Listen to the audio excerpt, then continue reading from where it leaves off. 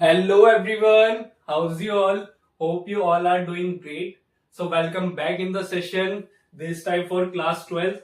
सी मेरे पास ना मतलब कितने सारे बच्चों की डिमांड आई थी कि सर इस बार ना 12th का सेशन लेके आओ, क्योंकि मैं पहले 10th का ला चुका हूँ, 9th के भी काफी सेशंस हुए हैं हमारे। अब वैसे मैंने सोचा था कि 11th का लाऊंगा, बट 12th वाले बच्चों की काफी डिमांड थी कि सर 12th के भी सेशंस लेके आओ, 12th का एक भी सेशन नहीं है।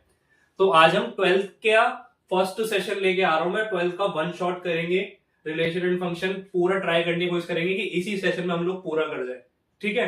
और देखो लेंथी सेशन तो होगा, ऑब्वियस सी बात है कि रिलेशन एंड फंक्शन हम बोथ कर रहे हैं, दोनों करेंगे इसमें, और 12th का सेशन है तो ऑब्वियस सी बात है लेंथी होगा, ठीक है। तो बने रहना इस सेशन में, अच्छे से देखना। आप लोग तो खैर ये रिकॉर्डेड वीडियो देखोगे, ठीक है, तो आराम से देखना। मेरे को तो बहुत हाइड्रेशन हो जाएगा, मतलब हाइड्रेशन करना पड़ेगा ना, अपनी बॉडी को पूरा हाइड्रेट रखना पड़ेगा, तो पानी वगैरह की जरूरत पड़ेगी, ठीक है। तो अब चलो स्टार्ट करते हैं। सेशन क्या है, रिलेशन एंड फंक्शन। देखो इसमें मैं भी दो बार आ गया, एक बार मैं एज अ फंक्शन आया हुआ हूँ, एक बार एज अ रिलेशन आया हुआ हूँ। तो अभी रिलेशन की बात है, रिलेशन से स्टार्ट करेंगे। तो अभी ये वाला तो चार्ट से स्टार्ट कर रहे हैं, ठीक है, बाद में वो वाले भी आएंगे दूसरे। अच्छा अब देखो इसमें है क्या, रिलेशन एंड फंक्शन आप लोग 11th क्लास में भी पढ़ के आ चुके हो, है ना। 11th क्लास में भी आप लोगों ने रिलेशन एंड फंक्शन पढ़ा हुआ है, हो अच्छे से पढ़ा हुआ। और जिसने नहीं भी पढ़ा ना, कि मतलब जिसके कॉन्सेप्ट थोड़े ऐसे है कि मतलब 11th क्लास में अच्छे से नहीं पढ़ा रिलेशन फंक्शन, कोई बात नहीं, यहाँ पे अच्छे से हम क्लियर करेंगे, बिल्कुल बेसिक लेवल से अपर लेवल तक जाएंगे कि चीजें क्लियर होंगी आप लोग, ठीक है। तो देखो जरा रिलेशन एंड फंक्शन में आता क्या है 12th क्लास में। सबसे पहले रिलेशन, रिलेशन की अब डेफिनेशन वगैरह बताने की जरूरत नहीं है, बट फिर भी एक बार देख लेते हैं, चलो है क्या रिलेशन। अच्छा पहले इसमें कार्टेशियन प्रोडक्ट है, तो चलो कार्टेशियन प्रोडक्ट देख लेते हैं, इसकी डेफिनेशन आगे है। देखो भाई कार्टेशियन प्रोडक्ट सबसे इंपॉर्टेंट होता है। जब भी हम रिलेशन स्टार्ट करते हैं सबसे पहला टॉपिक हमारे पास कार्टेशियन प्रोडक्ट ही आता है। अब ये होता क्या है, देखो जरा ये क्या कह रहा है, let A and B two non empty sets. A और बी क्या है, दो नॉन एम्प्टी सेट्स हैं, मतलब जो कि खाली नहीं। एम्प्टी मतलब होता है खाली, नॉन एम्प्टी मतलब जो कि खाली नहीं है, वो वाले सेट्स हैं, ठीक है। What is the Cartesian product of the sets A and B is defined as A cross B. कैसे डिफाइन होता है भाई, ये ए क्रॉस बी से डिफाइन होता है। ए क्रॉस बी में क्या, A B such that A belongs to A. मतलब ये जो स्मॉल ए है ये किसका एलिमेंट है, एक सेट ए का। ये जो कैपिटल ए है ये हमारे एक सेट को डिनोट करता है। स्मॉल ए क्या हो गया, उसी सेट का क्या हो गया, एलिमेंट। अच्छा ये तो सबको पता हो गया ना, इस ये जो साइन है इसे हम क्या बोलते हैं, इसे हम पढ़ते हैं बिलोंग्स टू, ठीक है। ये तो आप लोगों ने 11th में बहुत बार पढ़ लिया होगा, ये तो सब इससे यूज्ड टू हो गए होंगे कि ये बिलोंग्स टू होता है, ठीक है, बिलोंग्स टू ऐसे भी लगा देता है। और ये जो स्मॉल बी है ये किसका एलिमेंट है, ये कैपिटल बी वाले सेट का एलिमेंट है। अब कार्टेशियन प्रोडक्ट का एक एग्जांपल देखते हैं, उससे बहुत अच्छे से क्लियर हो जाएगा। मैंने बोला एक सेट है ए, ठीक है, उसके एलिमेंट है 1 2 एंड 3। फिर मैंने बोला एक सेट है बी जिसके एलिमेंट है 4 5। अब मैंने आप लोगों से मांग लिया कि भाई मेरे को ना इसका कार्टेशियन प्रोडक्ट दे दो, ए क्रॉस बी दे दो। कैसे करेंगे, कुछ नहीं करेंगे कि सर हर एक एलिमेंट को एक दूसरे से रिलेट कर दो। 1 4 कर दो, 1 जो है क्रॉस 4 हो गया, 1 4, फिर 1 5 कर दो, मतलब हर एक एलिमेंट रिलेट होना चाहिए भाई, हर दोनों सेट्स के। फिर 2 4 कर दो, 2 4 हो गया, 2 5 कर दो। ऐसी कौन सा बचा लास्ट, 3 4 कर दो, 3 5 कर दो, 3 4 और एक हमारा बचा, चलो यहां लिख लेता है 3 5। तो ये है हमारे ए क्रॉस बी के सारे एलिमेंट्स आ गए, इन्हें बोलते हैं कार्टेशियन प्रोडक्ट। यही है हमारा क्या, ये है हमारा कार्टेशियन प्रोडक्ट। ध्यान रखना भाई, बहुत इंपॉर्टेंट है कार्टेशियन प्रोडक्ट, ठीक है, कार्टेशियन प्रोडक्ट। अब देखो इसमें, अच्छा एलिमेंट्स गिनो इसमें कितने हैं, 1 2 3 4 5 एंड 6, 6 एलिमेंट्स है। अब कितनी बार ना ऐसा होता है कि हमें ना नंबर ऑफ एलिमेंट्स बताने पड़ते हैं कि कितने एलिमेंट्स आते हैं सबसेट्स। अच्छा नंबर ऑफ सबसेट्स का फॉर्मूला याद है सबको, उसमें पढ़ा होगा आप लोगों ने 11th क्लास में, नंबर ऑफ सबसेट्स का फॉर्मूला पढ़ा होगा। तो यहीं पे लिख देता हूं मैं, ध्यान रखना भाई इंपॉर्टेंट है बहुत, हर बार कितनी बार आ जाता है नंबर ऑफ सबसेट्स का फॉर्मूला।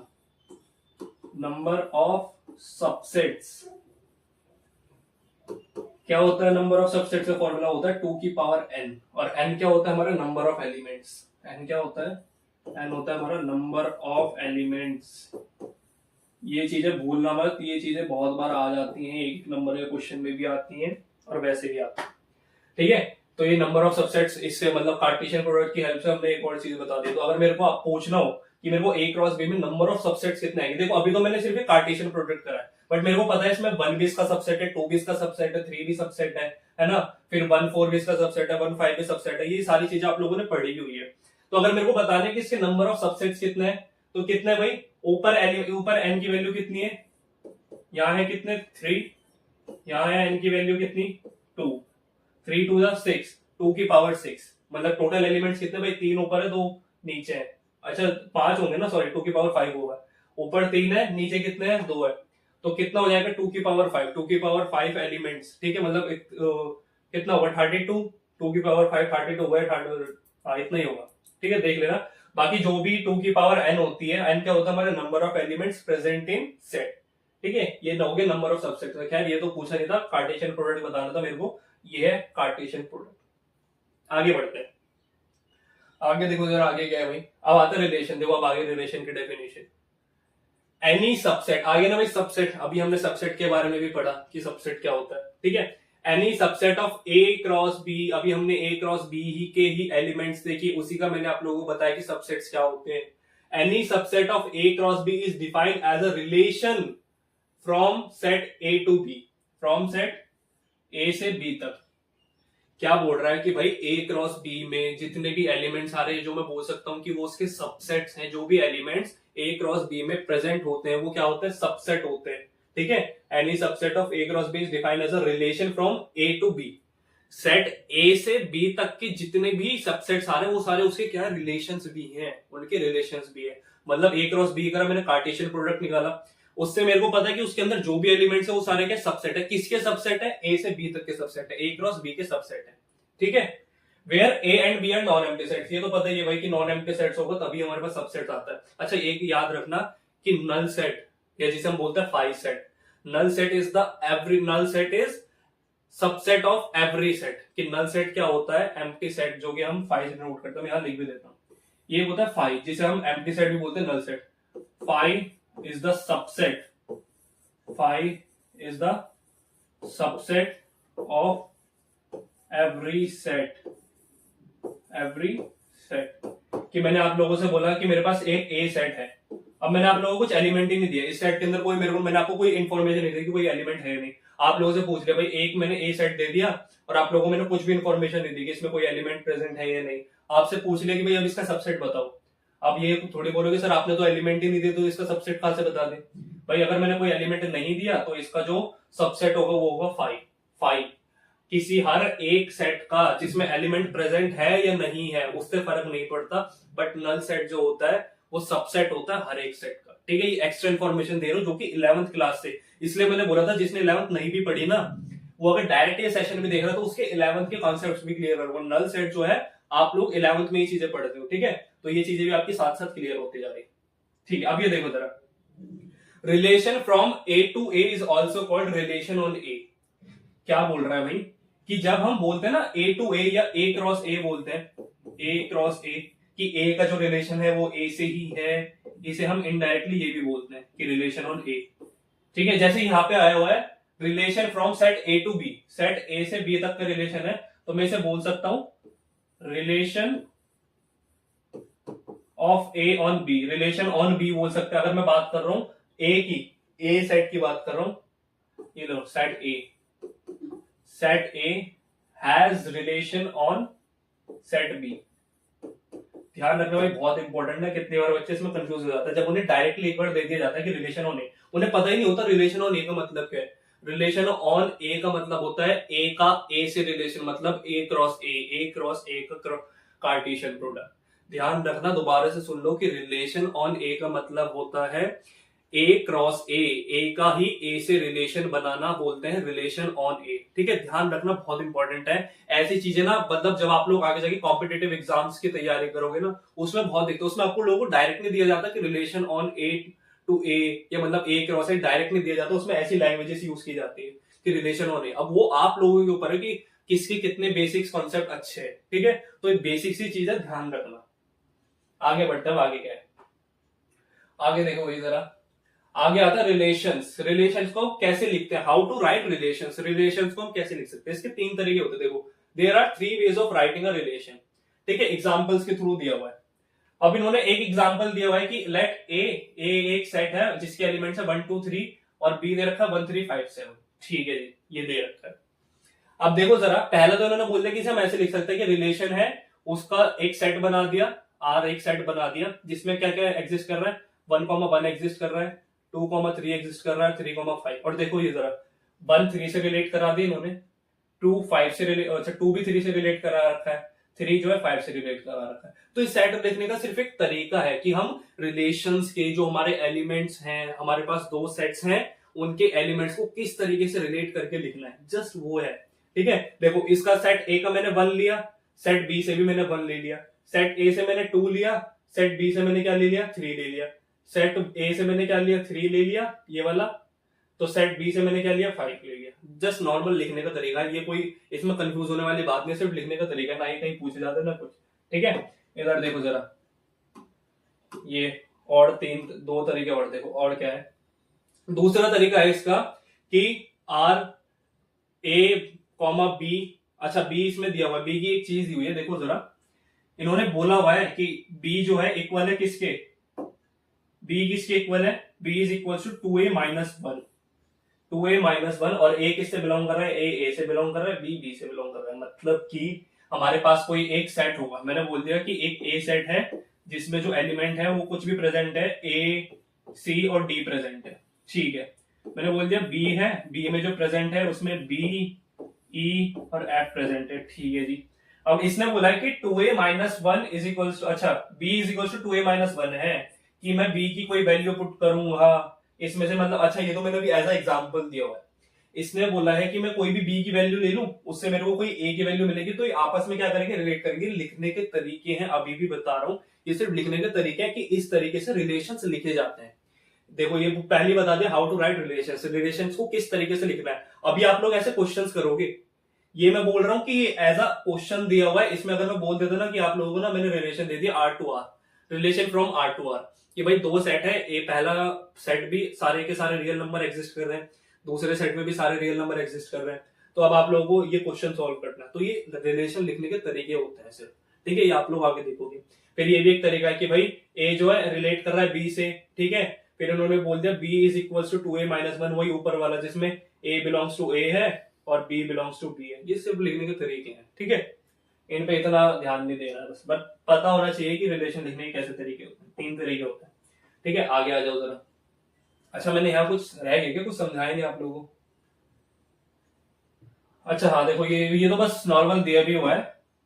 जैसे इसमें बोला था कि 1 जो है 1 से बिलोंग कर रहा है, तो इन्होंने ये दिखा भी रखा है कि 1 जो है 1 के पास जा रहा है ना। और फिर क्या है, 2 किससे बिलोंग कर रहा है, 2 3 से बिलोंग कर रहा है, 3 के किसके साथ रिलेशन बना है, 3 के 5 के साथ रिलेशन बना है। अच्छा अब यही एक कॉन्सेप्ट और बता दूं, नहीं चलो आगे बताएंगे, आगे आएगा वो image, pre image, range, domain वगैरह, ये सारी चीजें आगे आएंगी, तो इतना कंफ्यूज इसी स्लाइड में नहीं करते, आगे आएगी। देखो जरा, अच्छा एक क्वेश्चन आ गया, क्वेश्चन के थ्रू करते हैं अभी। ठीक है, क्वेश्चन आ गया, अच्छा क्वेश्चन है, इसमें आ गया लो डोमेन का आ गया, को डोमेन का आ गया, रेंज का आ गया। अब देखो कैसे सॉल्व करेंगे,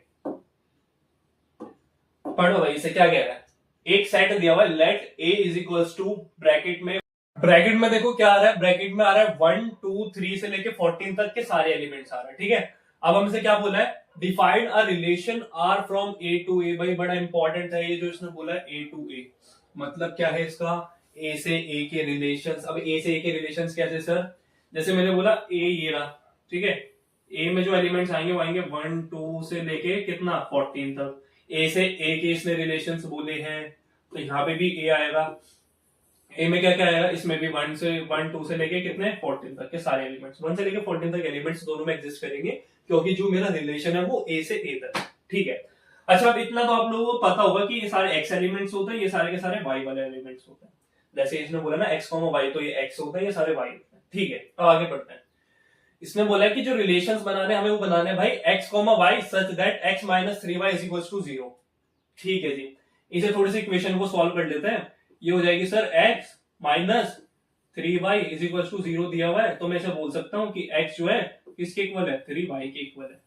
ठीक है, जिसमें भी कोई दिक्कत नहीं, हमारी इक्वेशन आ गई। ये x जो है किसके इक्वल है, 3y के इक्वल है। ठीक है, आगे पढ़ो। जहां पे एक्स वाई जो है ए से बिलोंग कर रहे हैं भाई, वो तो हमें साफ पता है कि एक्स और वाई ए से ही बिलोंग करेंगे, क्योंकि दोनों ए ही है, मतलब दोनों के दोनों सेट जो है सारे के सारे ए के ही एलिमेंट्स प्रेजेंट है उसमें। ठीक है, write down the domain, codomain and range of R. Domain बतानी है, कोडोमेन बतानी है और रेंज बतानी है आर की। अच्छा जी, अब ये कैसे देखेंगे? आओ भाई जरा इसे करते हैं सॉल्व। ये कैसे होगा, कहां से स्टार्ट करें? चलो सबसे पहले मैं बोल रहा हूं कि मैं ना जो इसमें से रिलेशंस बनाऊंगा, रिलेशंस जो मेरे बनेंगे वो बनेंगे ऐसे। मैं देखो अगर इसमें वन डालू, एक्स की वैल्यू मैंने वन डाली, ठीक है, एक्स की वैल्यू यहां से मैंने उठाई, यहां से वन डाली, ये आया 3y, y की वैल्यू आएगी 1/3। अच्छा ये पॉसिबल है? y में आपको दिख रहा है कहीं 1/3? एग्जिस्ट ही नहीं करता सर। 1 से लेके 14 तक सारे के सारे नेचुरल नंबर है, 1/3 फ्रैक्शन वाला नंबर कहां से ले आए आप? ये तो एग्जिस्ट ही नहीं कर सकता, तो ये तो रिलेशन नहीं बनाएगा।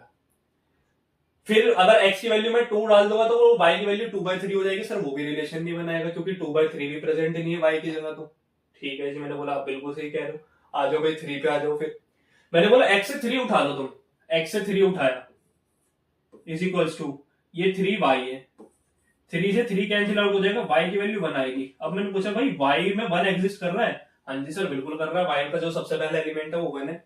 तो इसका मतलब अगर मैं x की वैल्यू 3 पुट कर रहा हूं तो y 1 आ रहा है, तो ये मेरा रिलेशन तो बन जाएगा भाई।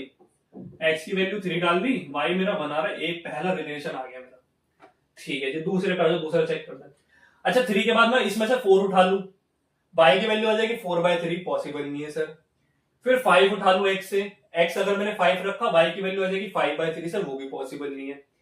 x की वैल्यू मैंने बोला 6 उठा लो भाई, x की वैल्यू क्या बोला मैंने बोला x की वैल्यू 6 उठा लो, तो ये हो जाएगा 6 is equal to 3y, 3 2 the 6, तो y की वैल्यू कितनी आ गई 2, y की वैल्यू 2 आ गई। सर y में 2 एग्जिस्ट कर रहा है?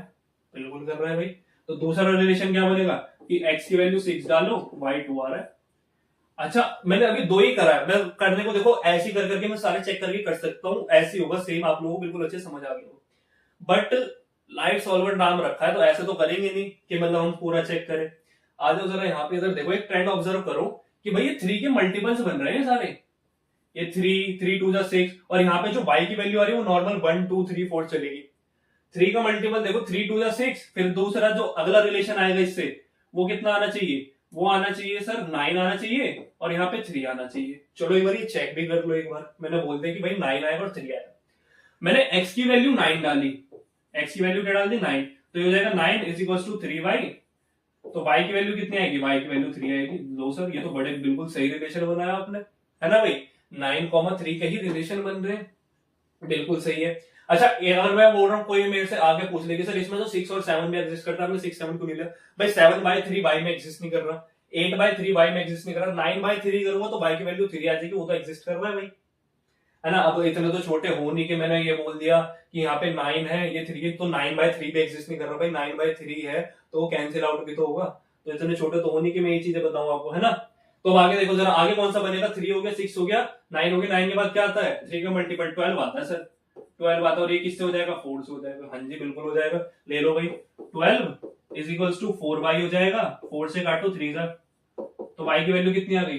3। अच्छा y की अच्छा 4 3 जा, सॉरी मैंने 4 क्यों डाला है, सॉरी यहाँ पे 4 नहीं है ना, ये तो सही करा था हमने, यहाँ पे गलती पुट कर दी। ठीक है ये 3 था यार, तो 3 से कैंसिल आउट होगा तो y की वैल्यू कितनी आ जाएगी? 4 आ जाएगी। सही है भाई, y 4 आ गया, 12 आ गया। अब है इंपॉर्टेंट चीज, मैं बोल रहा हूँ आगे बढ़ो, इससे आगे बढ़े भाई। एक बच्चे ने आगे बोला कि सर अब आप 15 ले लो, क्योंकि इसका नेक्स्ट मल्टीपल 15 ही होगा, 3 5 से 15 ले लो और वहां से 5 आ जाएगा।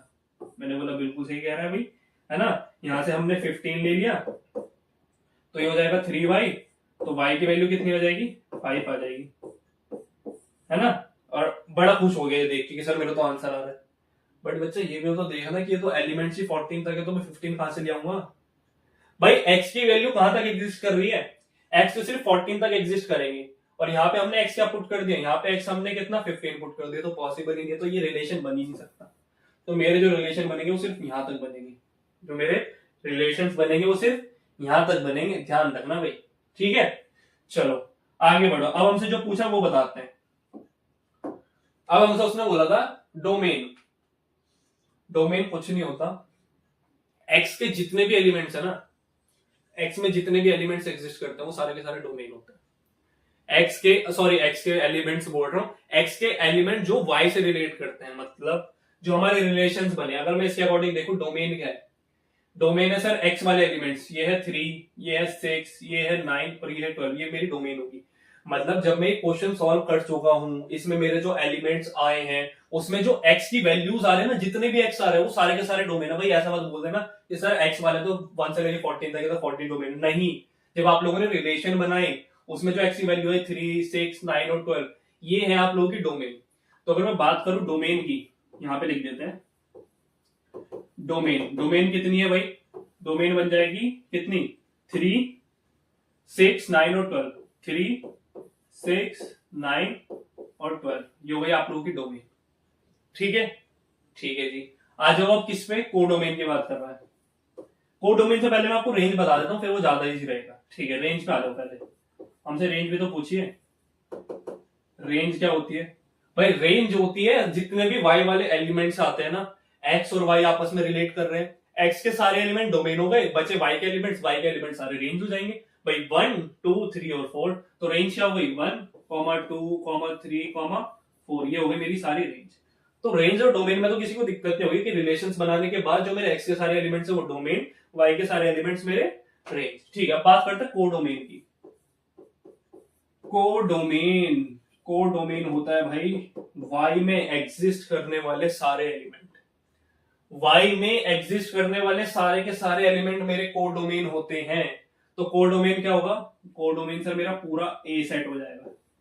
जो मेरा सेट ए है वो पूरा का पूरा क्या हो जाएगा, मेरा कोडोमेन हो जाएगा। समझ आ गया, मतलब समझ आ गया सबको। ठीक है, इसमें कुछ भी, इतना इजी सा क्वेश्चन था और सारे कॉन्सेप्ट क्लियर हो जाएंगे इसमें, डोमेन के, रेंज के, कोडोमेन के। एक और चीज बता देता हूं, चलो नेक्स्ट में बताएंगे, अभी डोमेन, रेंज और कोडोमेन पे फोकस करो। ठीक है, ये चीजें पता होनी चाहिए।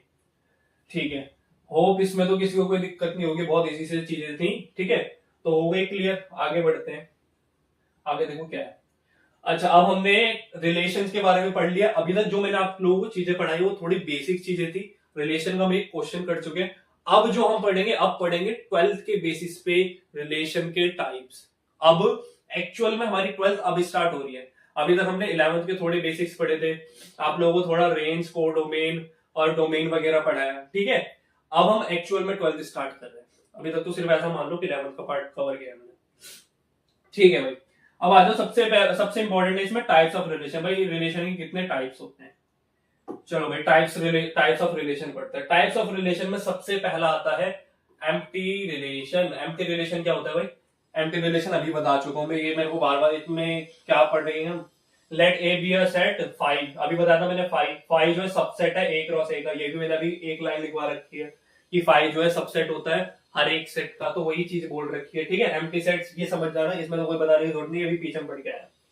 यूनिवर्सल सेट क्या होता है भाई, let A B a set and A cross A, set होता है किसका, ए क्रॉस ए का, और मतलब दोनों के एलिमेंट्स एक दूसरे में, मतलब जैसे मैंने बोला कि भाई एक सेट है ए जिसमें कितने 1 से लेके 14 तक भी एलिमेंट हमने देखे थे, 1 से लेके 14 तक के एलिमेंट है। दूसरा सेट भी क्या था, वो भी 1 से 14 तक के एलिमेंट्स थे, अभी हमने जो पीछे क्वेश्चन करा है।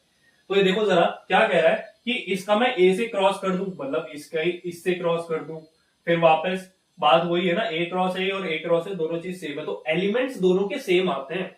मतलब ए क्रॉस ए में जितने भी एलिमेंट्स होंगे वो सारे के सारे इस ए क्रॉस ए में एग्जिस्ट करते हैं, तो इसलिए वो सारे क्या होते हैं, एक दूसरे के सबसेट भी होते हैं और क्या होते हैं, इक्वल भी होते हैं। नॉर्मल सी चीज समझो, जैसे हमारा क्या था रियल नंबर, अच्छा 10th क्लास में आप लोग रियल नंबर पढ़ गए हो, तो हमें पता है कि हमारे सारे जो होल नंबर, नेचुरल नंबर, जितने भी नंबर आते हैं वो सारे के सारे रियल नंबर में से आते हैं। तो यहाँ पे जो भी हमारा सबसेट होता है, जो भी हम चीजें पढ़ते हैं ना, जैसे सबसेट हो गया, कितने एलिमेंट्स हैं, नंबर ऑफ एलिमेंट्स हो गया, ऑर्डर ऑफ एलिमेंट्स हो गए, सारे के सारे यूनिवर्सल सेट में से आते हैं। भाई सबसेट कहां से बनाते हो, मैंने बोला कि एक सेट में 3, 4, 5 3 एलिमेंट है, एक सेट में 3, 4, 5 3 एलिमेंट्स हैं। अब मैंने उसमें से बोला कि आपने ना जो सबसेट्स निकाले थे, सबसेट्स निकाले 3 और 4। भाई 3 और 4 हमने सबसेट्स निकाले, उसमें एलिमेंट्स है 3, 4, 5, तो वो एक यूनिवर्सल सेट था 3, 4, 5, जिसमें से उसके कुछ सबसेट्स बना दिया आप लोगों ने, जो कि क्या था 3 और 4। तो ये नॉर्मल सी चीज है, यूनिवर्सल सेट कुछ नहीं होता, जिसके अंदर से हम सबसेट्स वगैरह निकालते हैं वो सारा क्या होता है, यूनिवर्सल सेट होता है। ठीक है, अब आ जाओ जरा आइडेंटिटी रिलेशन और यहाँ से थोड़ी चीजें होती हैं डिफिकल्ट टाइप। डिफिकल्ट नहीं मतलब समझने वालों की समझ की बात है, बस डिफिकल्ट तो क्या कुछ नहीं है। If every element of A का हर एक element related to itself only, सबसे इंपॉर्टेंट चीज है इसमें ओनली बोल रहा है भाई, ये ध्यान रखना। अभी एक नजारा आने वाला है, अगली स्लाइड में नजारा दिखाऊंगा आप लोगों को। अभी बोल रहा हूं कि ये जो ओनली है ना, इसका क्वेश्चन आएगा एक, और मतलब दिख जाएगा कि हाँ ओनली क्यों बोला था। देखो जरा, if every element of A is related to itself only, कि ए का जो हर एक एलिमेंट है वो सिर्फ खुद के साथ रिलेट होगा, सिर्फ और सिर्फ खुद के साथ, किसी और के साथ नहीं, then the relation is called identity relation. तब उस रिलेशन को हम क्या बोलते हैं? आइडेंटिटी रिलेशन बोलते हैं। ठीक है जी। अब इसमें क्या बोल रहा है? सिंबॉलिकली, सिंबॉलिकली कैसे रिलेट करते हैं इसे, आइए दिखाते हैं। आइए, ठीक है, ये ऐसा है कुछ, आई ए, फिर ये बोला है कि A comma A such that A belongs to A comma A दिया हुआ है जिसमें ए जो है सिर्फ ए से बिलोंग कर रहा है, मतलब स्मॉल ए एक सेट ए से बिलोंग कर रहा है, is called an identity relation on A. इसे हम क्या बोलते हैं? आइडेंटिटी रिलेशन बोलते हैं, किसमें? ए पे। ठीक है, आइडेंटिटी रिलेशन समझ आया। अब आ जाओ सर, अब आता है सबसे इंपॉर्टेंट रिफ्लेक्सिव रिलेशन। कि रिफ्लेक्सिव रिलेशन क्या होता है बच्चा? कि 12th क्लास का सबसे इंपॉर्टेंट रिलेशन, जो रिलेशन के जो टाइप्स है वो यहां से शुरू होते हैं। अभी तक जो हमने पढ़ा वो तो नॉर्मल बेसिक से थे। अब ये है कि सबसे इंपॉर्टेंट है रिफ्लेक्सिव रिलेशन। चलो पढ़ते हैं क्या है। A relation R on a set A is said to be reflexive. एक जो रिलेशन आर है सेट ए पर, रिफ्लेक्सिव कहा जाएगा। ठीक है जी, कहा जाएगा, बट कब कहा जाएगा? If every element of A is related to itself, कि हर एक एलिमेंट जो ए का है वो खुद से रिलेट करे, तो वो क्या कहा जाएगा? रिफ्लेक्सिव रिलेशन कहा जाएगा। ठीक है सर, अभी कुछ ऐसा सही हम पढ़ के आए आइडेंटिटी रिलेशन में, तो इसमें फर्क क्या होगा? अभी यही तो बोला था, यही तो नजारे हैं इसमें, यही तो था कि भाई इसमें था कि जो हर एक एलिमेंट है, every element of A is related to itself only, सिर्फ और सिर्फ क्या हो? खुद से रिलेट कर रहा हो। ठीक है, अब इसमें क्या है भाई हमारा आगे ये बोल रहे हैं कि हर एक जो एलिमेंट है वो खुद से रिलेट कर रहा हो, लेकिन इसमें कहीं ओनली नहीं लिखा, सिर्फ और सिर्फ खुद से रिलेट। ऐसा नहीं है कि सिर्फ और सिर्फ खुद से रिलेट करो, उसके रिलेशंस और भी हो सकते हैं, बट खुद से रिलेट करना जरूरी है। और आइडेंटिटी कहते हैं कि सिर्फ भाई खुद से रिलेट करो, और किसी के रिलेशन नहीं चाहिए। मेरे जो रिश्ते बनेंगे वो खुद से बनेंगे, और किसी बाहर वाले से नहीं बनेंगे।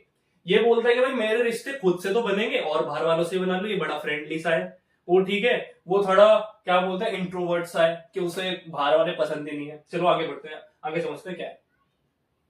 Thus, if R is reflexive, अगर R जो है रिफ्लेक्सिव होगा, then A, A belongs to A for all A belongs to A। ठीक है, अब इसके एग्जांपल्स पे आ जाओ, इसे समझते हैं क्या है। हमें बोला है कि लेट A 1 2 3 4 हमारे 4 एलिमेंट है, एक सेट है A जिसमें 4 एलिमेंट एग्जिस्ट कर रहे हैं। ठीक है भाई, कोई दिक्कत वाली बात नहीं। ठीक है, उसने रिलेशंस बना के दे दिया आप लोगों को 1, 1 2, 2 3, 3 4, 4 1, 2 एंड 2, 4। चलो भैया कुछ 6 रिलेशन है ना। हाँ, 6 रिलेशन आप लोगों को बना के दे दिए। ठीक है भाई, 1, 1 रिफ्लेक्सिव है, आइडेंटिटी भी है। 2, 2 रिफ्लेक्सिव है, आइडेंटिटी भी है।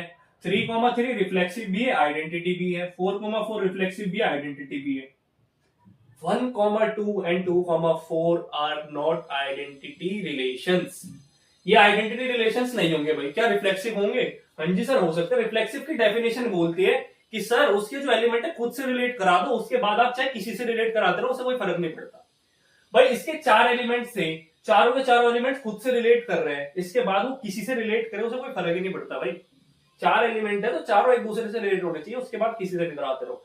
बट आइडेंटिटी कहते हैं कि अगर सर उसके पास 4 एलिमेंट है तो सिर्फ और सिर्फ खुद से रिलेट करने चाहिए, उसके बाद कुछ नहीं होना चाहिए। ठीक है, तो ये वाला रिलेशन कौन सा होगा? सर ये रिफ्लेक्सिव तो है, रिफ्लेक्सिव में तो कोई दिक्कत नहीं, रिफ्लेक्सिव की जो भी रिक्वायरमेंट है वो सारी फुलफिल कर रहा है। बट सर ये आइडेंटिटी नहीं हो सकता, ये आइडेंटिटी नहीं हो सकता। क्यों? क्योंकि सर इसमें खुद से तो रिलेट कर रहा है, लेकिन उसके बाद ये 2 एलिमेंट्स एक्स्ट्रा आ गए जिन्होंने दिक्कत पैदा कर दी, और ये जो आइडेंटिटी रिलेशन बनाने नहीं दे रहा। कोई बात नहीं, हम बोलते कि भाई अगर ये नहीं बनाने दे रहा, हम दूसरा एग्जांपल लेके आएंगे जो आइडेंटिटी बनाएगा। ठीक है जी, लेके आओ सर। हम एक दूसरा एग्जांपल लिया है जिसके एलिमेंट्स है 1 2 3 4। ठीक है, वही सेम ही एलिमेंट्स है जो कि ए में थे। ठीक है, अब इसके जो एलिमेंट्स है वो है 1,1, 2,2, 3,3, 4,4। सर इसमें तो कोई दिक्कत ही नहीं है, ये तो देखते मतलब ऐसा दिल में खुशी सी होगी कि सर आइडेंटिटी तो बनेगा। सबसे पहले आइडेंटिटी बढ़ाया था आपने, तो ये आइडेंटिटी तो है भाई, बिल्कुल है आइडेंटिटी। बट सर ये रिफ्लेक्सिव भी है, रिफ्लेक्सिव की डेफिनेशन भी फॉलो कर रहा है। उसने बोला था भाई खुद से रिलेट करो, उसके बाद किससे कर रहा है किससे नहीं कर रहा मेरे को फर्क नहीं पड़ता, खुद से होना चाहिए। ठीक है, तो ये भाई रिफ्लेक्सिव तो ये जरूर होगा। रिफ्लेक्सिव तो बड़ा अच्छा बच्चा है, ये तो सबसे प्यार करता है, ये तो सबके साथ रिश्ते बनाता घूमता है। आइडेंटिटी है बस थोड़ा सा नखरेबाज। तो ये आई और आर मतलब आइडेंटिटी और रिफ्लेक्सिव बोथ होंगे, ध्यान रखना। असर्शन रीजन में अच्छे खासे क्वेश्चन आते हैं इसके ऊपर। ठीक है, आ जाओ जरा नेक्स्ट पे। फिर हमारा एक थर्ड एग्जांपल दिया हुआ है कि 1, 2, 3 ए के एलिमेंट्स है। R1 हमें एक रिलेशन दिया हुआ है कि x, y such that y जो है greater than equal to x। अच्छा ये मॉड दे रखा है इन्होंने, है ना, मॉड दिया हुआ है, यहाँ पे मॉड का साइन है तो ये शायद मॉड का साइन होगा। फिर उसके बाद ये है, ठीक है, is a reflexive relation on A. क्या बोल रहा है कि हमारा जो एक सेट ए दिया हुआ है, इसका कुछ रिलेशन दे दिया, is a reflexive relation on A. अच्छा ये ए पे रिफ्लेक्सिव रिलेशन है, तो मैं क्या बोल सकता हूँ कि ये जो हमारा रिलेशन होगा वो कुछ ऐसा होगा 1,1, 2, अच्छा सॉरी 1,1 था ना, 1,1 था। अच्छा 1,1, 2,2, 3,3, बस हो गया, रिफ्लेक्सिव रिलेशन हो गया। क्या हो गया भाई? अच्छा ये बनाने भी, अच्छा इसका रिफ्लेक्सिव रिलेशन हो नहीं, ये मैं प्रूफ करना है, चलो एक बार करके भी देख लेते हैं।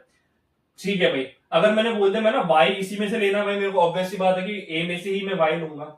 मैंने बोल दिया कि भाई आप लोग ले लो a में से 2 ले लो, 2 ग्रेटर देन इक्वल टू, और x में से आप लोग 1 ले लो। सर 2 जो है ग्रेटर देन तो 1 है बट इक्वल टू नहीं, बट एक कंडीशन फुलफिल कर रहा है, क्या दिक्कत है? ठीक है, तो 1 और 2 के रिलेशन बन सकता है। बट अगर मैं ऐसा ले लूं, चलो 2 is greater than equal to 2, sir ये तो सारी कंडीशन फॉलो करेगी। अगर मैं 1, 1 ले लूं तब भी एग्जिस्ट कर रहा है, 2, 2 ले लूं तब भी एग्जिस्ट कर रहा है, 3, 3 ले लूं तब भी एग्जिस्ट कर रहा है, 2, 1 ले रहा हूं, अच्छा 1, 2 ले लूं एग्जिस्ट करेगा? मैं यहीं पे ना क्या बोल रहा हूं कि मैंने यहाँ पे 1 ले लिया, एक सेकंड में तो सारे गायब हो गया, रुको जरा। मैंने यहाँ पे क्या लिया, यहाँ पे मैंने 1 ले लिया, इसे ग्रेटर देन इक्वल टू 2 कर दिया, तो पॉसिबल ही नहीं, ना तो सर ये इक्वल है ना ही ये क्या है, ये इससे बड़ा है, तो ये 1,2 तो आ नहीं सकता। तो x हम क्या ले सकते हैं, सर x आप 2 ले लो, x क्या ले लो, x 2 ले लो, y फिर आप कुछ भी बना दो 1 बना दो, x आप कितना ले लो, x आप 2 ले लो तो y 3 बना दो। तो ऐसे कर करके, और भी आप लोग समझ गए होंगे, ऐसे कर करके रिलेशन बना देना, हो जाएगा कि रिफ्लेक्सिव रिलेशन है या नहीं, मतलब रिफ्लेक्स तो ऑब्वियसली बात है, आइडेंटिटी नहीं बनेगा। ठीक है, तो ये तो हम कर लेंगे, अब तो इजी हो गया आप लोगों के लिए। आ जाओ जरा नेक्स्ट क्या कह रहा है। नेक्स्ट क्या है, सिमेट्रिक रिलेशन। जैसे को तैसा सुना है ना, जैसे को तैसा, बस कुछ वैसा सही है सिमेट्रिक रिलेशन। देखो जरा क्या है, a relation R on set A. हर जो भी आप चीजें पढ़ रहे हो तो भाई ध्यान रखना, आप लोग ये चीज हर जगह देख रहे हो, relation R on set A, relation R on set A, relation R on set A, हर जगह मिलेगी, इंपॉर्टेंट है इसलिए बोल रहा हूँ। अब इसे अपने बेसिक कॉन्सेप्ट क्लियर करके चलना, ठीक है। Is said to be a symmetric relation. Symmetric relation कहा जा सकता है कब, इफ ए कॉमा बी तो भाई आर से बिलोंग कर रहा है, फिर इसका उल्टा जैसे को तैसा, ए कॉमा बी अगर बिलोंग कर रहा है तो बी कॉमा ए भी बिलोंग करना चाहिए, बस खत्म।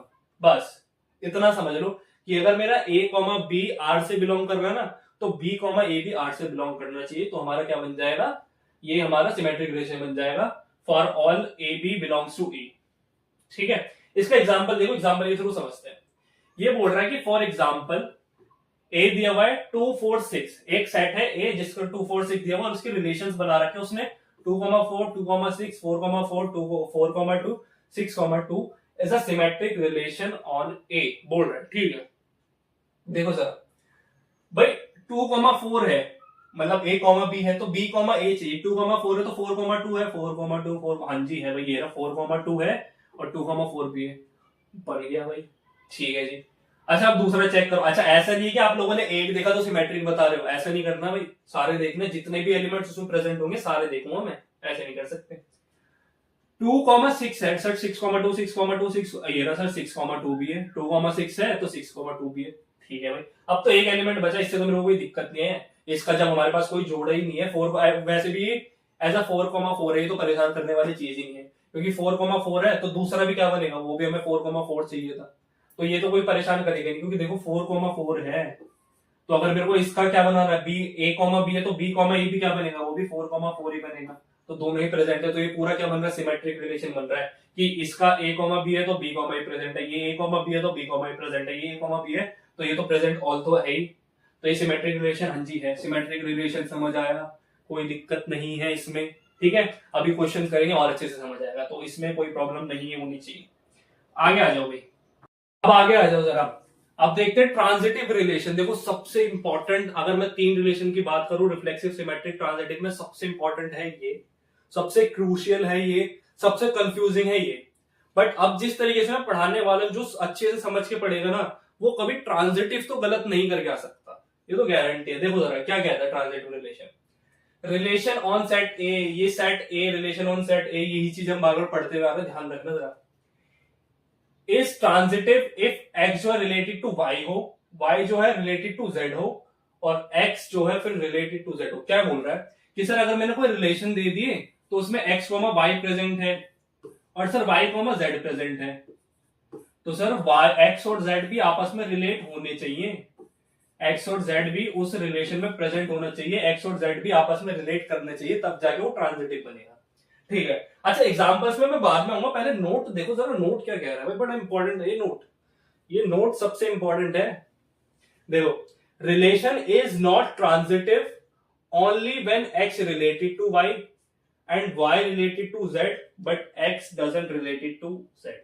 क्या बोल रहा है कि सर अगर मैंने आप लोगों को रिलेशन दिए हुए हैं, एक्स जो है वाई से रिलेट कर रहा है, वाई जो है जेड से रिलेट कर रहा है, अगर एक्स वाई और वाई जेड प्रेजेंट हैं तो एक्स और जेड जो है प्रेजेंट होने चाहिए, उस कंडीशन में तो ट्रांजिटिव होगा। बट अगर ऐसा है ना कि एक्स वाई है, वाई जेड है, बट एक्स जेड नहीं है, सिर्फ और सिर्फ एक यही कंडीशन है जिसमें वो ट्रांजिटिव नहीं होगा, इसके अलावा हर एक कंडीशन में, वो ध्यान से सुनो दोबारा से, कि एक ना रिलेशन में एक्स वाई है, वाई जेड है, बट एक्स जेड नहीं है, सिर्फ और सिर्फ इस कंडीशन में जो रिलेशन है वो ट्रांजिटिव नहीं होगा, बाकी हर एक कंडीशन में ट्रांजिटिव होगा, ध्यान रखना। अभी नजारे दिखाऊंगा आप लोगों को इस क्वेश्चन में भी, देखना जरा। देखो जरा, एक एग्जांपल दिया हुआ है कि एक सेट है ए जिसके 5 एलिमेंट है 1 2 3 4 5, ठीक है भाई, 1 2 प्रेजेंट है, सर देखो x वाई है तो वाई जेड होने चाहिए, हाँ जी वाई जेड है भाई, इस पे 2 3 भी है, जहां से हमारा पिछला रिलेशन खत्म हुआ वहीं से दूसरा स्टार्ट हो रहा है, एक्स वाई वाई जेड, तो सर एक्स जेड प्रेजेंट है, मतलब 1 2 है, 2 3 है, तो क्या सर 1 3 प्रेजेंट है, हाँ जी 1 3 भी है, अगर 1 3 भी है तो सर इसे बोल दो ना कि ये ट्रांजिटिव है, कैसा हो गया, ट्रांजिटिव रिलेशन बन गया, ठीक है जी ट्रांजिटिव हो गया। आगे आ जाओ, दूसरे पे आते हैं। सर 1 2 प्रेजेंट है इसमें, ठीक है जी, सर 2 3 भी प्रेजेंट है, सर 1 3 भी प्रेजेंट है, यहां तक तो सर अभी तक तो ट्रांजिटिव की कंडीशन में कोई प्रॉब्लम नहीं आ रही, ठीक है। सर 4 5 प्रेजेंट है, 5 1 भी प्रेजेंट है, तो सर 4 1 प्रेजेंट है, नहीं है, 4 1 प्रेजेंट नहीं है भाई, 4 1 पे दिक्कत कर दी, हाँ कि अगर 4 5 है 5 1 है तो 4 1 होना जरूरी है, वरना ट्रांजिटिव नहीं होगा, ये कंडीशन आ रही है।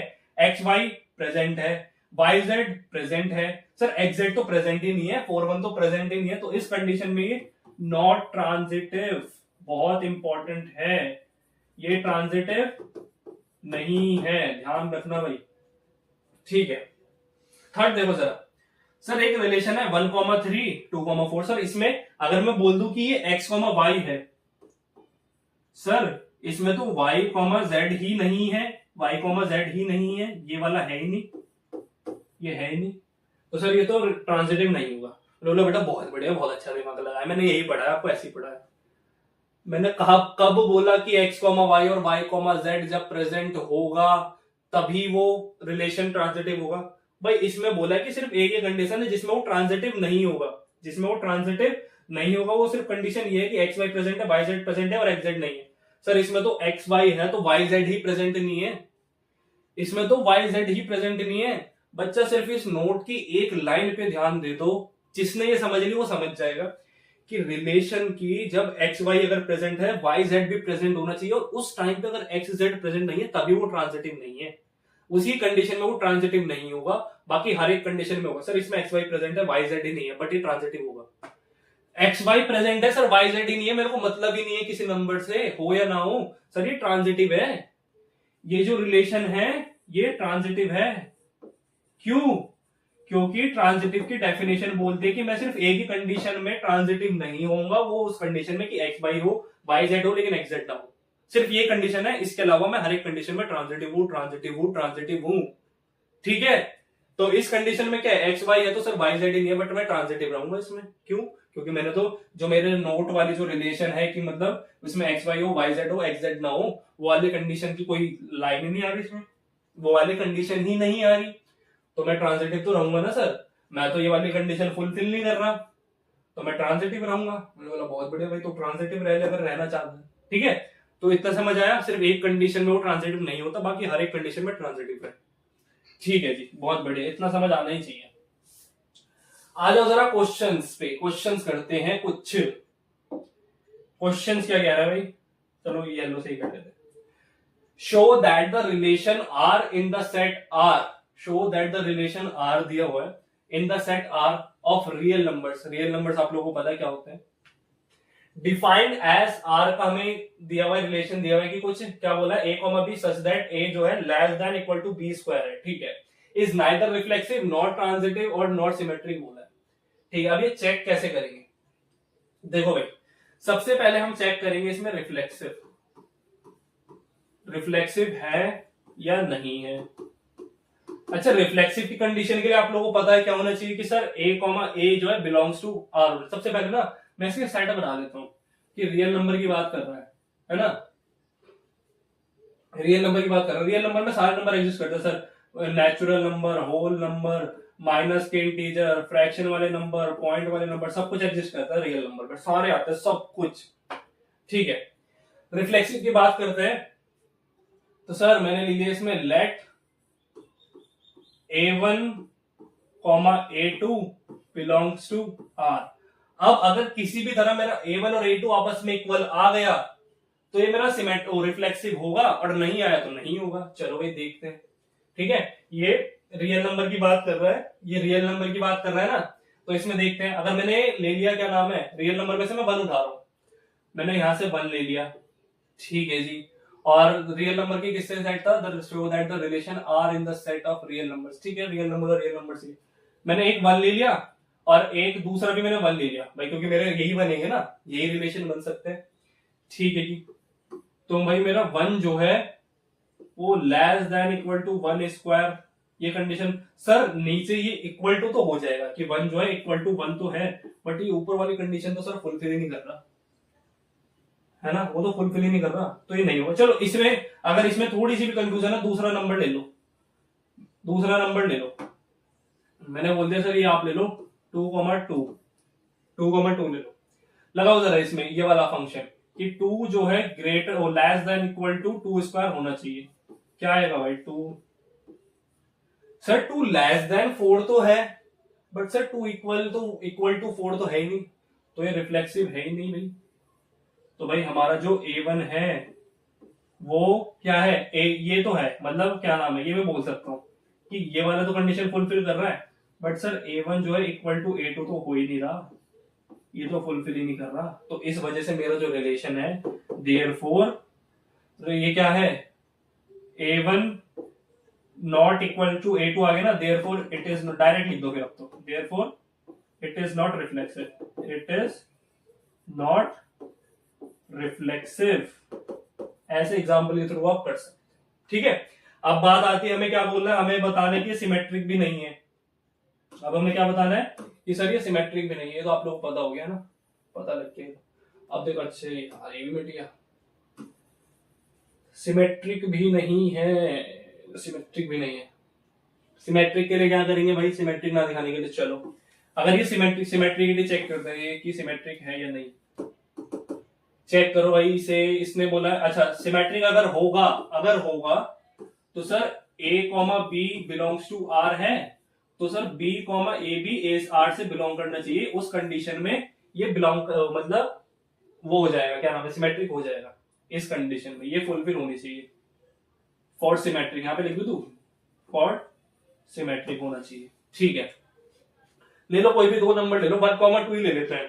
ठीक है, मैंने बोल दिया कि 1,2 ले लो, 1,2। सर जो 1 जो है वो लेस देन इक्वल टू, ये 2 का स्क्वायर करूंगा तो ये 4 हो जाएगा। सर लेस देन 4 तो है, मतलब 1 जो है लेस देन 4 तो है, बट 1 जो है इक्वल टू 4 है, तो यही कंडीशन ही फॉलो कर पा रहा। चलो मैं एक बार को मान ले कि सर ये जो है इससे लेस देन तो है, कम से कम इससे तो आगे बढ़ रहे हो, मैंने बोला चलो ये लेस देन है, बट क्या 2,1 फॉलो करेगा कोई सी कंडीशन? लो सर यहाँ पे 2 ले लो, ये लेस देन ले लो, 1 का स्क्वायर 1 ही हो जाता है। यहाँ तो कुछ भी फॉलो नहीं हो रहा, ना तो ये x के लेस देन है, ना तो 2 1 के लेस देन है, ना 2 1 के इक्वल है, तो यहाँ तो कोई भी कंडीशन फॉलो नहीं हो रही। तो इसके थ्रू हम बोल सकते हैं कि हमारा जो हम बोल देते चलो A1, A2, सॉरी A1 क्यों बोल रहा हूं मैं, A, B belongs to R है, but B A belongs to R है यार। बट देखो ना, अच्छा अगर इसके अकॉर्डिंग हम देखा जाए ना, तो ये भी दोनों ही R से बिलोंग नहीं कर रहे हैं, ये दोनों ही R से बिलोंग नहीं कर रहे, क्योंकि दोनों कंडीशन फुलफिल नहीं हो रही ना भाई हमारी। अगर आप लोगों का मन है तो आप लोग चाहे इसे दिखा दो कि मतलब वैसे तो हमें पता है कि यार ऑब्वियसली बात है कि अगर A, B ले ले तो B, A तो इसमें कर ही नहीं रहा, तो इसमें कंफ्यूज होने वाली बात नहीं, चाहे आप ऐसे दिखाओ ऐसे करोगे तब भी सही है। अगर यहाँ पे ये दिखा दोगे ना कि ये रिलेटेड टू R है और ये नहीं है, तब भी टीचर समझ जाता है कि नंबर पूरे देते हैं, ठीक है। तो therefore it is not symmetric, therefore it is not symmetric ये नहीं है, ठीक है। ट्रांजिटिव भी यही चेक कर लेते हैं भाई, थोड़ा सा है ना, स्पेस बना लेते हैं अपने लिए, स्पेस बना लेते हैं, इसे थोड़ा सा साइड कर लो, इसे छोटा कर लेते हैं,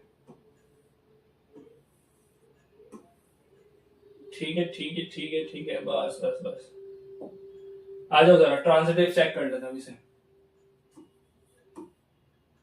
आई लग गया, आई बन गया भाई।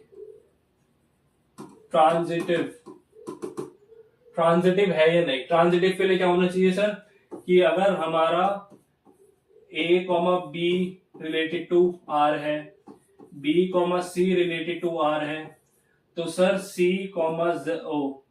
A, C होगा ना, सॉरी A, C भी सर R से रिलेट करना चाहिए इस कंडीशन में फॉर ट्रांजिटिव। इस कंडीशन में ये क्या होगा, ये ट्रांजिटिव होगा, चेक करो भाई। ये 1,2 ले लो सबसे पहले, मैंने बोल दिया एक में ले लेंगे 1,2, चलो एक कंडीशन तो कम से कम फुलफिल कर रहा है। चलो यहाँ से मैं आपकी हेल्प के लिए ये हटा भी देता हूँ, ये लो मैंने ये हटा दिया, ठीक है। एक कंडीशन तो आपकी फुलफिल कर रहा है 1,2। अब मैंने बोल दिया आप लोग ले लो 2,3 ले लो नेक्स्ट। हाँ जी, क्योंकि 2 यहाँ से देखो इसके अकॉर्डिंग 2 इज लेस देन 3 का स्क्वायर, 2 जो है 3 के स्क्वायर से तो ऑब्वियसली बात है कि छोटा है, ठीक है। तो सर 2,3 वाली कंडीशन भी एक कंडीशन तो फुलफिल कर रहा है, ठीक है, इक्वल टू भले हो ना हो। बट नेक्स्ट क्या बन रहा है फिर, नेक्स्ट सर 1,3 देखो जरा कि 1,3 बिलोंग कर रहा है क्या R से? 1,3 भाई देखो यहाँ पे 1 लेस देन इक्वल टू क्या, 3 का स्क्वायर जो कि हो जाएगा 9, है ना, 3 का स्क्वायर जो कि हो जाएगा 9।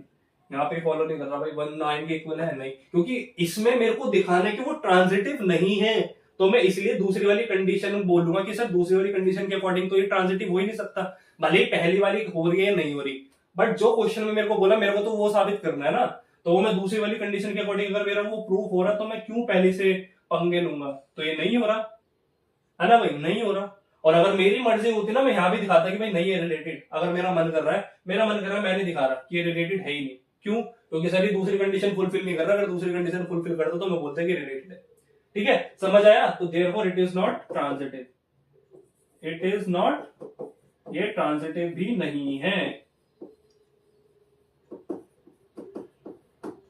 ठीक है जी, ट्रांजिटिव भी नहीं है। आगे आ जाओ, नेक्स्ट क्वेश्चन देखते हैं। नेक्स्ट क्वेश्चन बोल रहा है show that the relation R in the set A, एक सेट ए दिया हुआ है, ध्यान से देखना 1 से लेके 5 तक एलिमेंट है, given by A, B such that A minus B का मॉड्यूलस दे रखा है, क्या दिया हुआ है? A माइनस B का मॉड्यूलस दिया हुआ है, ठीक है। आगे की लाइन में पढ़ो, A माइनस B का मॉड्यूलस इज इवन, कि क्या होना चाहिए? हमेशा इवन ही होना चाहिए, ठीक है जी।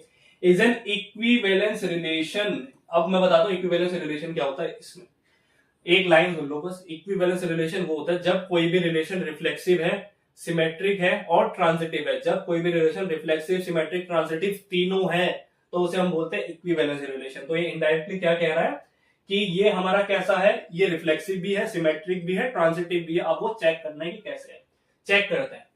आगे हम नहीं पढ़ रहे शो दैट वाला, अभी इसे चेक करते हैं। सबसे पहले मैं चेक करूं रिफ्लेक्सिव है या नहीं।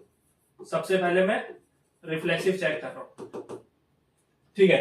रिफ्लेक्सिव के लिए मैंने क्या किया, लेट कर लिया A1, let A1 comma A2 belongs to किससे, R से, R से बिलोंग कर रहा है ये, सॉरी R से क्यों बिलोंग करेगा, A से बिलोंग करेगा ना, A1 कॉमा A2, नहीं सर R से ही कर रहा है, ठीक है। अब A के एलिमेंट्स देखो जरा, A के एलिमेंट्स है 1 2 3 4 5।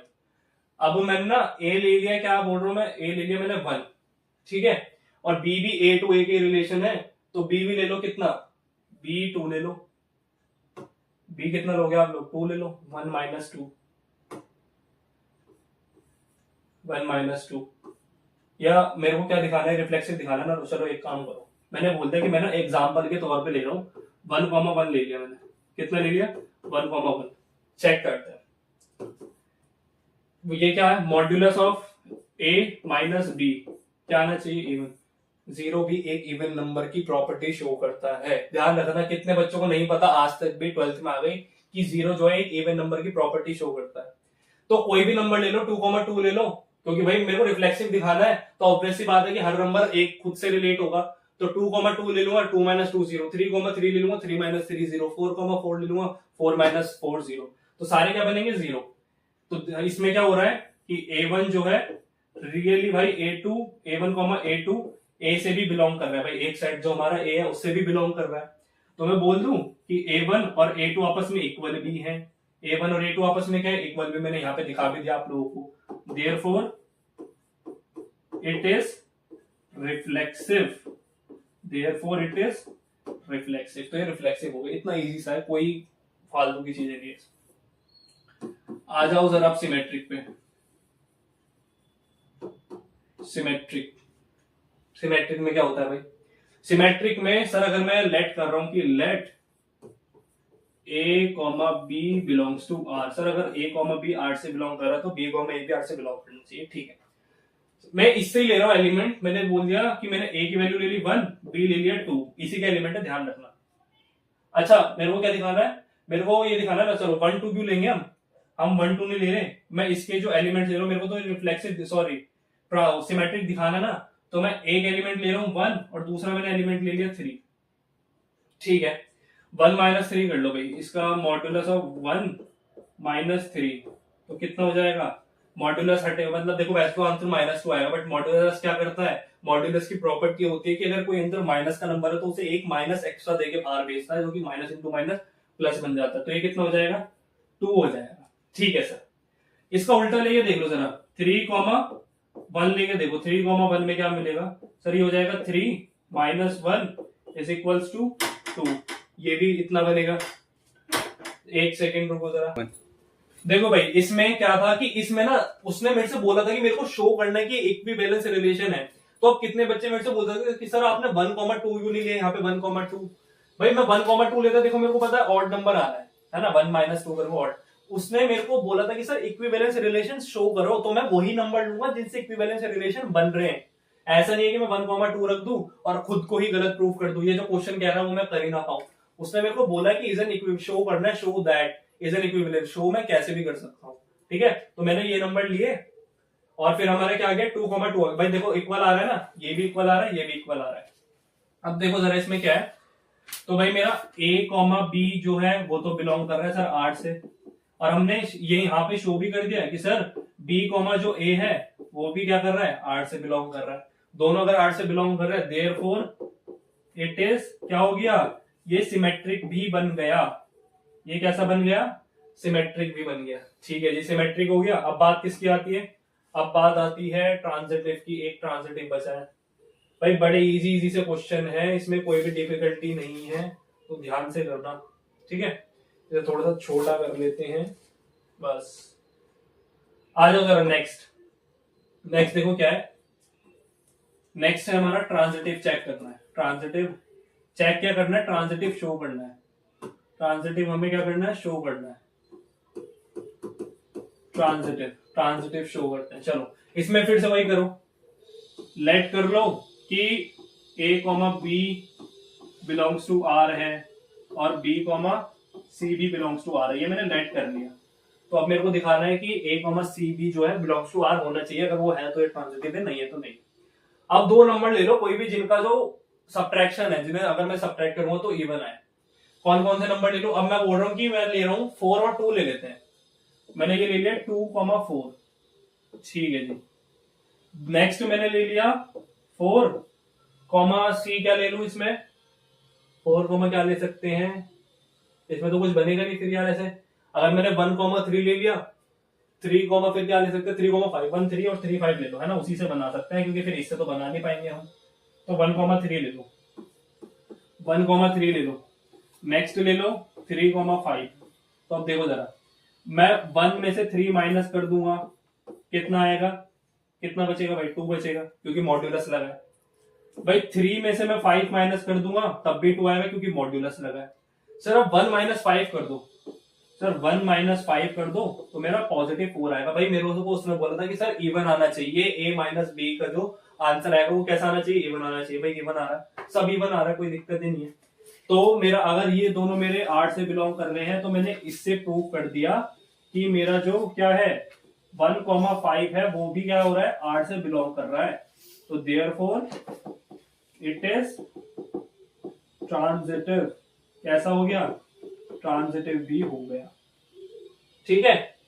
तो और यहां पे मेरे को ये भी लिखना है, hence this is an equivalence relation, hence this is an equivalence relation. कैसा हो गया? इक्विवेलेंस। कौन से होते हैं भाई इक्विवेलेंस रिलेशन? इक्विवेलेंस रिलेशन वो होते हैं जो रिफ्लेक्सिव भी हो, सिमेट्रिक भी हो और ट्रांजिटिव भी हो, वो सारे के सारे कौन से होते हैं? इक्विवेलेंस रिलेशन होते हैं, ठीक है जी। आगे बढ़ते हैं। अच्छा ये हो गए। अच्छा अभी हाँ, आगे भी इसमें क्वेश्चन देखो जरा, फिर क्या बोल रहा है? Show that all the elements of 1 3 5 are related to each other. एक दूसरे से रिलेट कर रहा है भाई 1 3 5, रिलेटेड टू ईच अदर। मतलब सर 1 - 3 कितना आ रहा है? 2 आ रहा है सर। 3 - 5 कितना आ रहा है? 2 आ रहा है सर। 1 - 5 कितना आ रहा है? 4 आ रहा है सर। मतलब इनमें अगर मैं एक दूसरे को सब्ट्रैक्ट करूंगा तो कैसा आ रहा है? इवन नंबर आ रहा है। भाई ध्यान रखना, थोड़ा सा ओरली बता रहा हूं, इन सबको जब मैं सब्ट्रैक्ट करूं तो मेरा कैसा नंबर आ रहा है? इवन आ रहा है, ठीक है sir. Are related to each other and all the elements of 2,4 are related to each other. 2,4 इन भाई 2,4 मतलब 2 - 4 करूंगा इसके अकॉर्डिंग, तब भी इवन आ रहा है। 4 - 2 करूंगा तब भी इवन आ रहा है। सर इससे भी मेरे को इवन ही मिल रहा है, इसे भी मैंने जब किया ना तो मेरे को इवन ही मिल रहा है। तो ये क्या कह रहा है? But no element of 1 3 5 is related to any element of 2 4। अब मतलब सर 1 3 5 के जो एलिमेंट है वो 2 4 से रिलेट नहीं हो रहे। मतलब क्या है सर इसका? कि अगर मैं 1 - 2 करूं, 1 में से 2 माइनस करो भाई, 1 - 2 और इसका मॉड कितना आ रहा है? 1 आ रहा है सर। 3 - 2 कर लो सर, 3 - 2 सर, ये भी 1 आ रहा है, ये भी ऑड है सर। 5 - 4 या 5 - 2 कुछ भी कर लो, 5 - 4 कर लो या 5 - 2 कर लो, तब भी ऑड ही आएगा सर। अगर मैं इन दोनों को आपस में रिलेट करूं ना तो ऑड आ रहा है। अगर ये इवन आता तो मैं बोल सकता था कि इसके जो सारे एलिमेंट्स है एक दूसरे से रिलेट कर रहे हैं, बट इन दोनों का तो भाई इसके एलिमेंट एक दूसरे से रिलेट कर रहे हैं, हाँ जी कर रहे हैं, क्योंकि इवन आ रहा है, जो कि कंडीशन फुलफिल है, ठीक है सर। इसके एलिमेंट एक दूसरे से रिलेट कर रहे हैं, हाँ जी कर रहा है, क्योंकि इवन आ रहा है, और क्वेश्चन में भी हमें इवन ही बोला है, हाँ जी ये भी कर रहा है। बट इन दोनों के एलिमेंट आपस में रिलेट नहीं कर रहे हैं, क्यों? क्योंकि सर जब इन्हें माइनस कर रहा हूं ना तो मेरे को ऑड मिल रहा है, ऑड तो मेरे को चाहिए ही नहीं। मेरी कंडीशन ही क्या है? मेरी कंडीशन ही बोल रही है कि इवन आना चाहिए, 2 नंबर को माइनस करके इवन आना चाहिए। तो समझ गए आप लोग कि इन दोनों को जब मैं माइनस कर रहा हूं तो मेरा ऑड आ रहा है, जो कि पॉसिबल नहीं है। अगर आपस में इन्हें रिलेट करना है ना तो ये वाली कंडीशन फुलफिल होना चाहिए कि 2 नंबर को माइनस करके इवन आ रहा है, बट यहां तो मेरे को माइनस करके ऑड मिल रहा है, जो कि पॉसिबल नहीं है, ठीक है। तो ये बोल रहा है कि but no element of 1 3 5 is related to each other और रिलेटेड टू एलिमेंट 2,4। तो हमने दिखा दिया, ऐसे दिखा देना आप लोग कि इनका आपस में सब्ट्रैक्ट करके इवन दिखा देना, इन्हें आपस में सब्ट्रैक्ट करके इवन दिखा देना, ठीक है। फिर इन दोनों को सब्ट्रैक्ट करके ऐसे ऑड दिखा देना और फिर बोल देना कि इन दोनों के एलिमेंट्स आपस में क्या नहीं कर रहे, रिलेट नहीं कर रहे, क्योंकि ये ऑड आ रहा है और ये इवन आ रहा है। बस ये कंडीशन, ये वाली कंडीशन फुलफिल नहीं कर पा रहा, इसलिए इनके एलिमेंट्स आपस में रिलेट नहीं कर, ठीक है। इतना सा क्वेश्चन है और ये एनसीईआरटी का क्वेश्चन है, अच्छा क्वेश्चन है, लेंथी क्वेश्चन है, इंपॉर्टेंट क्वेश्चन भी है, ठीक है, क्योंकि इसमें ना तीनों आ जाता है, रिफ्लेक्सिव, सिमेट्रिक, ट्रांजिटिव, तीनों एज ए इक्विवेलेंस रिलेशन आ जाता है, ठीक है, बहुत इंपॉर्टेंट है। आगे बढ़ते हैं भाई, आगे गए। ओ लो, कांग्रेट्स भाई, वी हैव कंप्लीटेड रिलेशंस। हम लोगों ने फाइनली 12th के फन शॉट का रिलेशंस तो ऑलमोस्ट कंप्लीट कर लिया, क्योंकि चैप्टर है रिलेशन एंड फंक्शन। तो पहली बार हमारे इस सेशन का 12th क्लास का बेसिक से लेके अपर लेवल तक गए हैं भाई। रिलेशन के एक एक कॉन्सेप्ट पढ़ा चुका हूं मैं, ठीक है, तो हम बिल्कुल बेसिक से स्टार्ट किया था, बिल्कुल अपर लेवल तक जा चुके हैं, एक एक कॉन्सेप्ट क्लियर हो चुका है, तो आप लोगों को रिलेशन में तो कोई प्रॉब्लम नहीं आने वाली। अब हमारा नेक्स्ट टॉपिक है फंक्शन। फंक्शन स्टार्ट करते हैं और इंपॉर्टेंट टॉपिक है, रिलेशन से ज्यादा फंक्शन पूछा जाता है। ठीक है, आ जाओ भाई, फंक्शन क्या होता है। फंक्शन में सबसे पहला आता है टाइप्स ऑफ फंक्शन। अच्छे से पढ़ते हैं इसे, क्या है टाइप्स ऑफ फंक्शन। सबसे पहला आता है वन वन, ये जिसे हम दूसरा नाम बोलते हैं जिसका है injective function. One one function बोलते हैं इंजेक्टिव फंक्शन। क्या होता है सर? वन वन कुछ नहीं होता। मैं अगर बात करूं वन की, जो इमेज वन जो है रिलेट कर रहा है ए से, सर टू जो है रिलेट कर रहा है बी से, सर थ्री जो है रिलेट कर रहा है सी से। मतलब एक्स के जितने भी एलिमेंट्स है ना, जितने एलिमेंट्स एक्स के प्रेजेंट है, उन सबके वाई में एक एक रिलेशन है, एक एक रिलेशन है भाई, सिर्फ एक रिलेशन है, एक से ज्यादा नहीं है। एक का रिलेशन एक से, एक का रिलेशन एक से, एक का रिलेशन एक से, वन वन। वन वन का मतलब ही ये है कि एक का जो है रिलेशन हो दूसरे से, मतलब एक से ही, एक से ही मान लो आप लोग, दूसरे से कंफ्यूज हो जाओगे, दूसरा बोल दूंगा तो। वन किससे रिलेट कर रहा है? ए से। तो मतलब अगर मेरे को इसके रिलेशंस बनाने होंगे तो कैसे बनाऊंगा मैं? ये बनाऊंगा कितना, सॉरी ए लिख दिया मैंने पहले, ये होगा 1 कॉमा ए, 2 कॉमा बी और 3 कॉमा सी। तो ये मेरे रिलेशंस बनेंगे और मैं बोल दूंगा हाँ जी ये it is one one function, it is one one function, one one function. तो वन वन फंक्शन की डेफिनेशन क्या है कि सर उसके पास एक यूनिक इमेज होनी चाहिए। अच्छा, अब इमेज क्या होता है भाई? वन की ये जो ए है ना, ये ए जो है वन की इमेज है। A is the image of one. One की क्या है? इमेज है ए। बी किसकी इमेज है? सर बी टू की इमेज है। सर सी किसकी इमेज है? सी थ्री की इमेज है। ठीक है, b is the image of two and c is the image of three.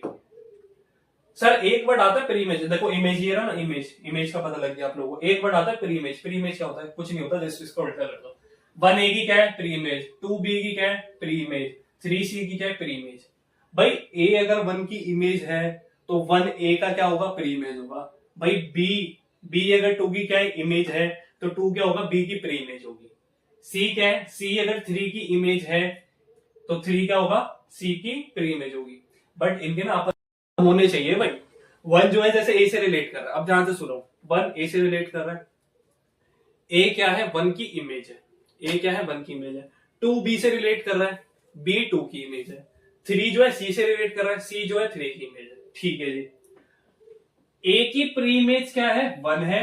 B की प्री इमेज टू है। सी की प्री इमेज थ्री है। नॉर्मल सा कॉन्सेप्ट है। एक दो बार खुद जब बोल के सीखोगे ना, मतलब खुद से बोलना कि ए की जो प्री इमेज है वन है, बी की प्री इमेज टू है, टू की इमेज बी है, वन की इमेज ए है, ऐसी ऐसी चीजें जब खुद से बोलोगे ना, आ जाएगा समझ में, कोई दिक्कत वाली बात नहीं है। ठीक है, इजी से कॉन्सेप्ट है। ठीक है, अब आ जाओ जरा इनके नंबर्स देखते हैं। इसने मेरे से पूछा डोमेन बता दो सर, डोमेन बता दो और प्री इमेज, मतलब डोमेन और प्री इमेज बात तो एक ही होगी। ठीक है, डोमेन और प्री इमेज बात एक ही होगी भाई। प्री इमेज यहां से आती है और इमेज यहां से आती है। तो डोमेन बताने, डोमेन कितनी है भाई? मैंने अभी बताया था, पीछे बताया था, एक्स के जितने भी एलिमेंट्स होते हैं वो सारे डोमेन होते हैं। तो 1 2 और 3 ये मेरी क्या है? डोमेन है। ठीक है, फिर अब बात आती है रेंज की। रेंज क्या हमारी? रेंज होती है जो इसमें आती है, बट जो कि इसमें मतलब जो वाई वाले एलिमेंट्स होते हैं, जो भी सारे हमारे वाई वाले एलिमेंट्स होते हैं। तो रेंज कितनी होगी? ये होगी ए बी सी। सर अगर मैं इसमें तुम लोग बच्चों, अगर मैं इसमें तुम लोगों से कोडोमेन पूछ लेता, क्या कोडोमेन बता दो मेरे को, इसमें कोडोमेन क्या होती है? कोडोमेन होती है क्या, क्या होगी भाई कोडोमेन? इसकी जो भी सारे वाई में जितने भी एलिमेंट्स एग्जिस्ट करते हैं, सारे के सारे हमारे कोडोमेन होगी, क्योंकि ए बी सी और डी ये सारे के सारे मेरी क्या होगी? कोडोमेन होगी। समझ आया? ये चीजें हैं। अच्छा, अब अभी ना हम इसमें आगे बिल्कुल एनसीईआरटी की तरह करेंगे, जैसे आप लोग बोर्ड्स में करके आओगे। अगर ऐसा कभी पूछा गया कि वन वन फंक्शन है या नहीं, तो इसमें हम लोग पता क्या करते हैं, इसमें हमें एफ ऑफ एक्स लेना पड़ता है। इफ एफ ऑफ एक्स और एफ ऑफ वाई आपस में इक्वल है, इफ भी लगा देता हूं, इफ एफ ऑफ एक्स और एफ ऑफ वाई आपस में इक्वल है, तो इसका मतलब है कि एक्स और वाई भी आपस में इक्वल होंगे। तो इसी कंडीशन में therefore it is one one, इसी कंडीशन में वो कैसा फंक्शन बनेगा? वन वन फंक्शन बनेगा। अभी आगे देखेंगे है क्या, एफ ऑफ एक्स क्या है, एफ ऑफ वाई क्या है।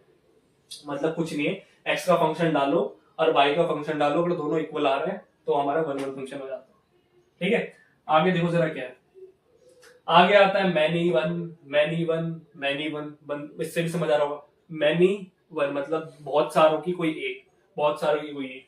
जैसे मैंने बोला वन जो है एस से रिलेट कर रहा है भाई, मैंने बोल दिया टू भी एस से रिलेट कर रहा है, मैनी वन, समझ आ रहा है।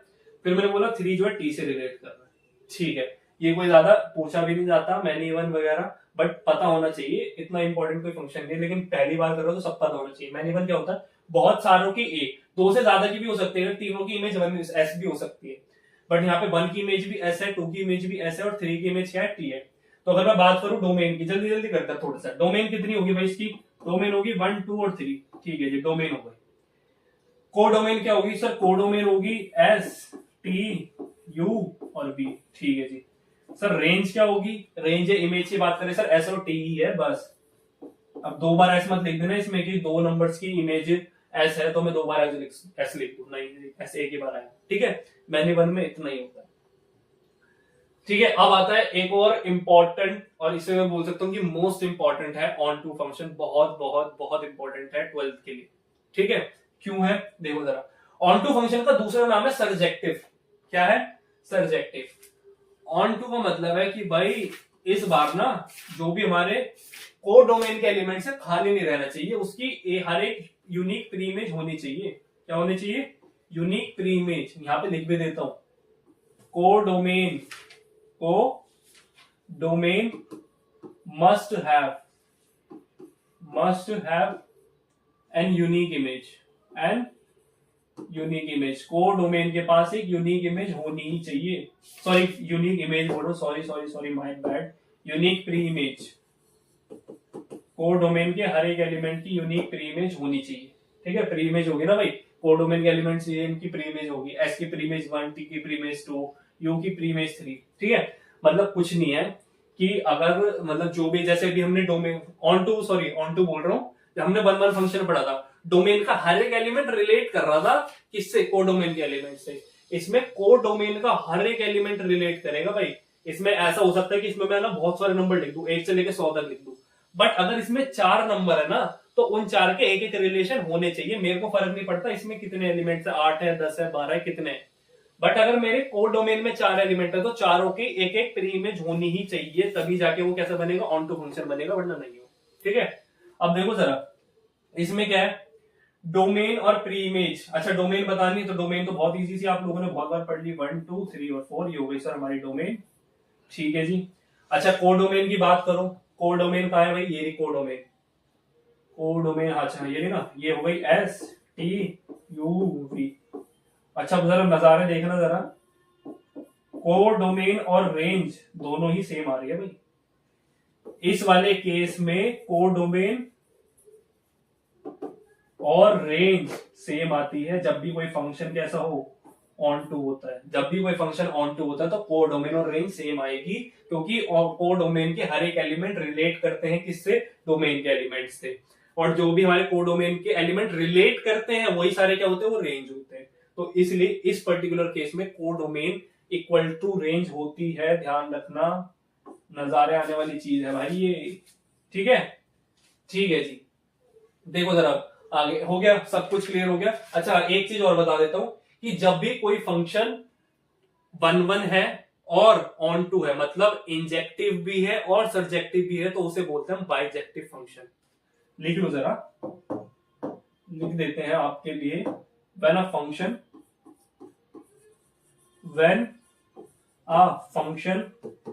is 1 1 1 1 1 1 and onto both then it is known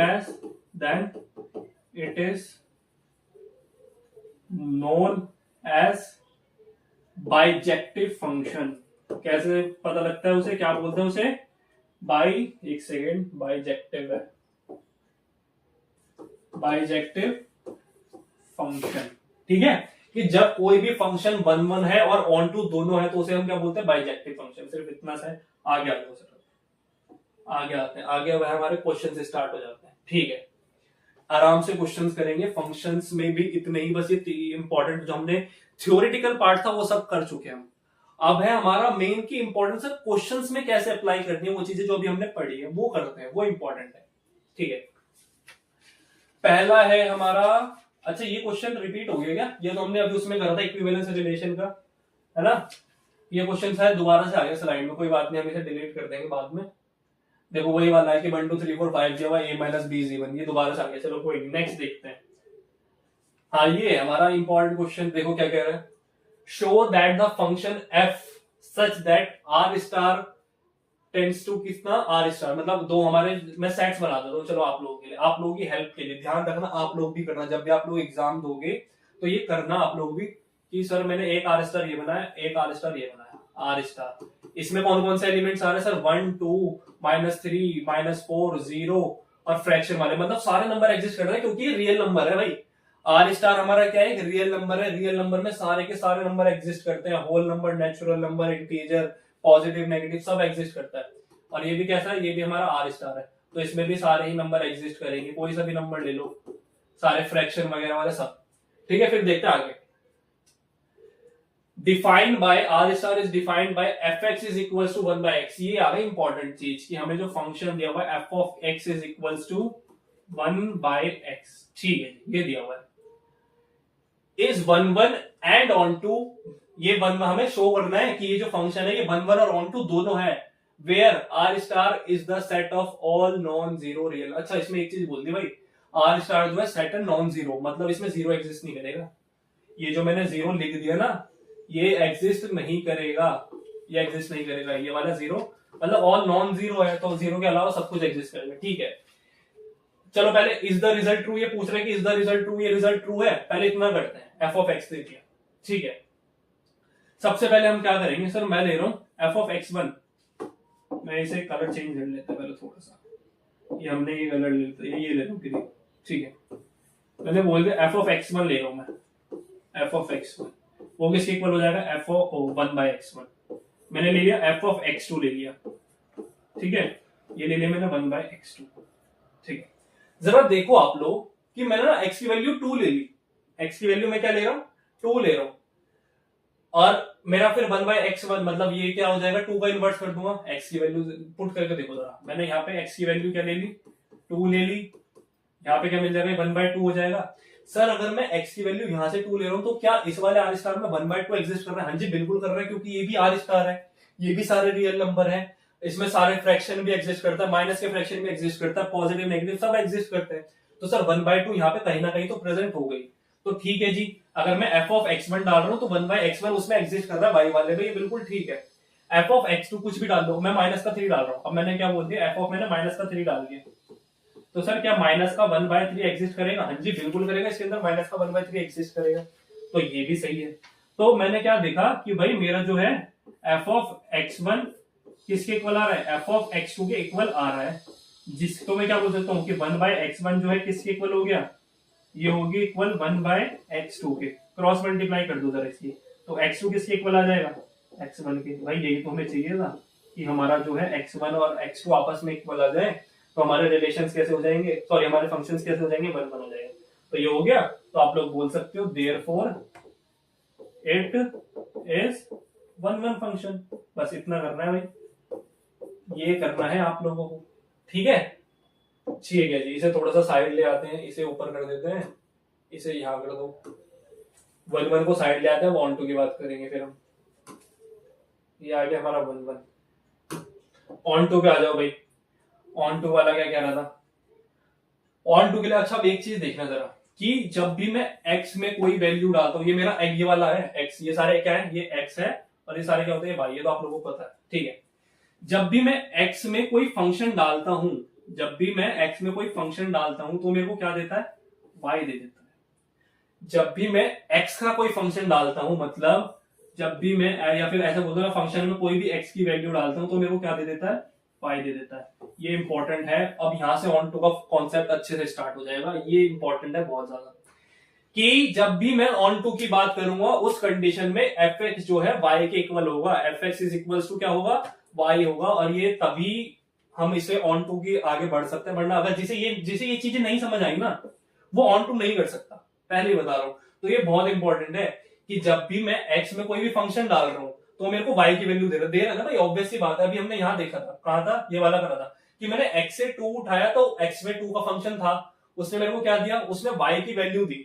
तो y किसके इक्वल है, fx के, ठीक है, इसमें तो कोई दिक्कत नहीं होगी किसी को, इजी सा था, ठीक है। देखो सर अब इसमें क्या देखना है, fx is equals to y हो गया, ठीक है। अब fx की वैल्यू क्या है, fx किसके इक्वल था, fx इज इक्वल्स टू किसके था, 1/x है ना, सॉरी हाँ 1/x, तो fx की जगह मैं लिख सकता हूँ 1/x, ये किसके इक्वल हो गया, y के इक्वल हो गया, ठीक है। अब मैं y की वैल्यू डालूंगा, अब मैं x की वैल्यू नहीं डालूंगा, अब मैं y की वैल्यू डालूंगा और देखूंगा क्या 1/x एग्जिस्ट कर रहा है। मैंने y की वैल्यू यहां से उठा ली 1/3, यहां से क्या उठा ली भाई, ये 1/x है, यहां से मैंने y की वैल्यू उठा ली 1/3, 1 से 1 कैंसिल आउट हो, x की वैल्यू है 3। तो सर क्या x में 3 एग्जिस्ट कर रहा है, यहाँ पे कहीं 3, हाँ जी सर बिल्कुल करेगा, रियल नंबर में तो 3 एग्जिस्ट करता है, तो बिल्कुल सही है। कोई भी नंबर ले लो भाई, y या कोई भी वैल्यू ले लो, एग्जिस्ट करेगी x में। y मैंने बोल दिया मैं यहाँ से 2 ले लूं, अगर मैं y 2 ले लूं, देखो यहां से मैंने बोल दिया, मैंने ना y जो है 2 ले लिया, ठीक है, तो ये हो जाएगा 2 इज इक्वल्स टू 1/x, तो x की वैल्यू आ जाएगी 1/2। सर 1/2 तो x में इसमें एग्जिस्ट करेगा, 1/2 तो इसमें एग्जिस्ट करेगा ना, हाँ जी बिल्कुल करेगा।